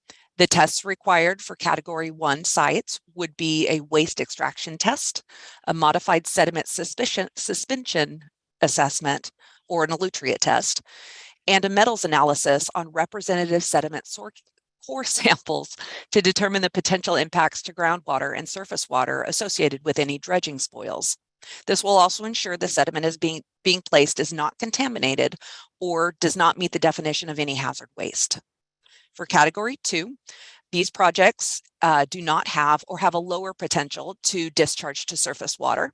So there are only requirements to analyze runoff impacts through the elutria test and analyze soils and analyze metals in the sediment that's being placed. Finally, the lowest risk projects in Category 3 have no hydrologic connectivity or hydraulic connectivity. So they will only require metals testing analysis. It's noted in the order that all screening limit values for solids are based on the United States Environmental Protection Agency's preliminary remediation goals for ecological or residential use, or from a combination of water quality objectives from the California Toxics Rule, the 3 basin plans, and identification of other constituents and pollutants of concern within our region. Next slide, please. Next, the order outlines all specific dredge and placement site monitoring requirements. Dredge site monitoring includes up and downstream sampling for general parameters on a daily basis, and would include the general sampling as required regularly required under a Section 401 water quality certification, which would include regular testing for dissolved oxygen, pH, temperature, and turbidity exceedances. When placement of dredge materials begins, monitoring activities are required to begin immediately after sediment placement and conclude when the sediment placement site dries out. Daily and weekly compliance monitoring is also required to ensure that placement site capacity is maintained and reduces the possibility that the placement site would become a future nuisance source. Next slide, please. Receiving water limits are also established in the general order. Sampling to determine compliance is required to be conducted up and downstream of the runoff discharge point to determine its compliance with receiving water limits in the area. Daily sampling for general parameters and weekly sampling for suspended solids or any constituents of concern is also required. Constituents of concern and sample frequency will be further outlined in authorizations under the new general order on a case-by-case basis. For each project review prior to authorization, constituents of concern specific to the proposed dredging area would be determined following a review of the pre-dredge sediment analysis for constituents that exceeded any screening values in the area. Effluent monitoring will be conducted at the runoff discharge point and sampled at the same frequency and parameters as all receiving water. These monitoring requirements will provide data and establish if dredge placement site runoff is contributing to any observed exceedances of any receiving water limits. Next slide, please. The reporting requirements included in the general order include both notification of activity that would be occurring and regular monitoring of the dredge material placement area. The enrollee is required to notify the board at least 7 days prior to dredging placement and submit a notice of completion within 30 days following the completion of dredging placement and any dewatering that may have been implemented as a result of the dredging placement location or any operational situation. Monthly monitoring reports are required to report active dredging and discharge spoils, and annually, a detailed total volume of dredge materials must be submitted prior to September 1st each year for operations tracking in our databases after the dredging operational work window ends and dredging activities conclude. Next slide, please. During the development of the general order, we provided opportunity for internal review and public comment on multiple occasions. Prior to circulating the tentative order to the public, we solicited comments from the Region 5 Fresno and Reading offices. Staff with expertise in dredging and NPDES permitted projects provided comments and suggestions in January of 2022. The tentative general order was first circulated to the public for review from April 6th through May 6th of this year. We received one public comment from Tyson Fulmer of AWR Corporation prior to the close of the public comment period. We held a workshopping meeting with Mr. Fulmer and his colleague, Steve Mickelson, where we were able to discuss their comments and create a more robust order that would make sense. This allowed staff to incorporate feedback from members of the public and stakeholders who have been active in dredging operations and provided comments that made sense from the enrollee's perspective. Once the suggestions were incorporated, a second public circulation was initiated on June 15th and concluded on July 15th of this year. We received no additional comments during the second public review period. Next slide, please. In conclusion, staff recommends the board adopt the general order for maintenance dredging projects. Next slide, please. Thank you for your consideration of this general order. I request that this presentation is entered into the record. This concludes my presentation. Staff and management are available for any questions you may have at this time.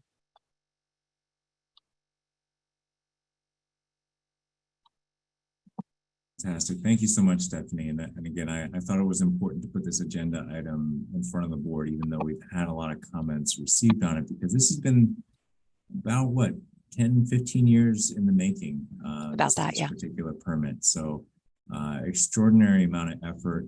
I will also thank, I believe Nick White is still there on the call. He transferred units and was still able to come in for this presentation because I think it represents a pretty big milestone. And thanks to Stephanie and Nick especially for getting this one across the line. Great presentation. Thank you. Thank I'm you. kind of curious when you had those public comment periods, was there a lot of give and take and input that concerned parties? When we received the comments, the base comment was, this is a great start. Here's how we can improve it. Right. So there were most of the comments we felt after discussing it with staff, discussing it with management, that they would actually benefit and help allow us to regulate as we intend to and as we'd like to for this particular order. Good. So give, not necessarily, but we were able to make a much more solid order. Good. So Stephanie, I want to tell you that was a great presentation. Thank you. And I liked the way you started with the definition, right? Like what people Google, because that's what I would have done, right? Yep. And the differences between what I thought I knew and what you explained was really good. So that was excellent. I talked about how I don't have a lot of technical background, or at least I didn't. And on this issue, I don't. But this was a great way to start because you acknowledge that people have these preconceived ideas of what we think we know. And then you moved us over to the technical arena and why the differences matter. So that was a really good tactic. So I just want to tell you that it was informative and good job. Thank you. I appreciate that. Okay, and we should probably ask Mindy now if there are any interested parties who wish to comment on this item. No, I do not have any. Okay, good. Are there any closing remarks? I think everybody really appreciated that presentation, Stephanie. Good job. Thank you. Yeah. And your recommendation, I assume, Patrick, will be to approve this. Absolutely. My recommendation is to approve the permit as written. So the hearing is closed, and barring any further deliberation or discussion, I think we can move to adopt the new general waste discharge requirements. Do I have a motion? So moved. I second. Thank you, Nick and Alina. And Mindy, could you take the roll call? Board Member Brar, Yes. Board Member Ramirez, Yes. Board Member Yang, Yes. Board Member Abdus, Yes. Board Member Lee Reader, Yes. Vice Chair Kadara, Yes. and Chair Bradford. Yes. Yeah, I'd just like to thank Stephanie for her great presentation. As Carmen said, it was very comprehensive and provided a lot of information that was educational for me as well. So it was a great report. Thank you, Vice Chair Kadar. I appreciate that. Okay. With that agenda item completed, I believe that concludes the meeting. Am I missing anything here, Patrick? I know we've got a short closed session to adjourn to. It's at your election. It's an issue that doesn't require board attention, but it's a short update for ongoing litigation if the board chooses. Sure. Do we have a link for that closed session? Well, for those that don't know where it is, Mindy, would you forward it over? Yes, I'll send it over right now. Give me just a Thank you. minute. Thank you.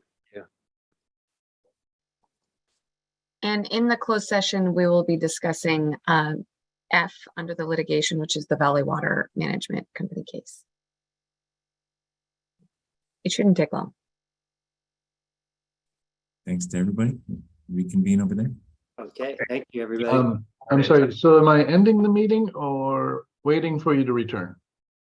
No, we're ending this meeting. We're going to reconvene on a different link for the closed session. Very good. I will end the stream and recording. Great. Thanks, everybody. And the email just went, so check your emails if you need the closed session link. Okay, thanks. Give me a minute. I need to go start it. I'll be right back. Okay, All right. Bye-bye, everyone. bye-bye.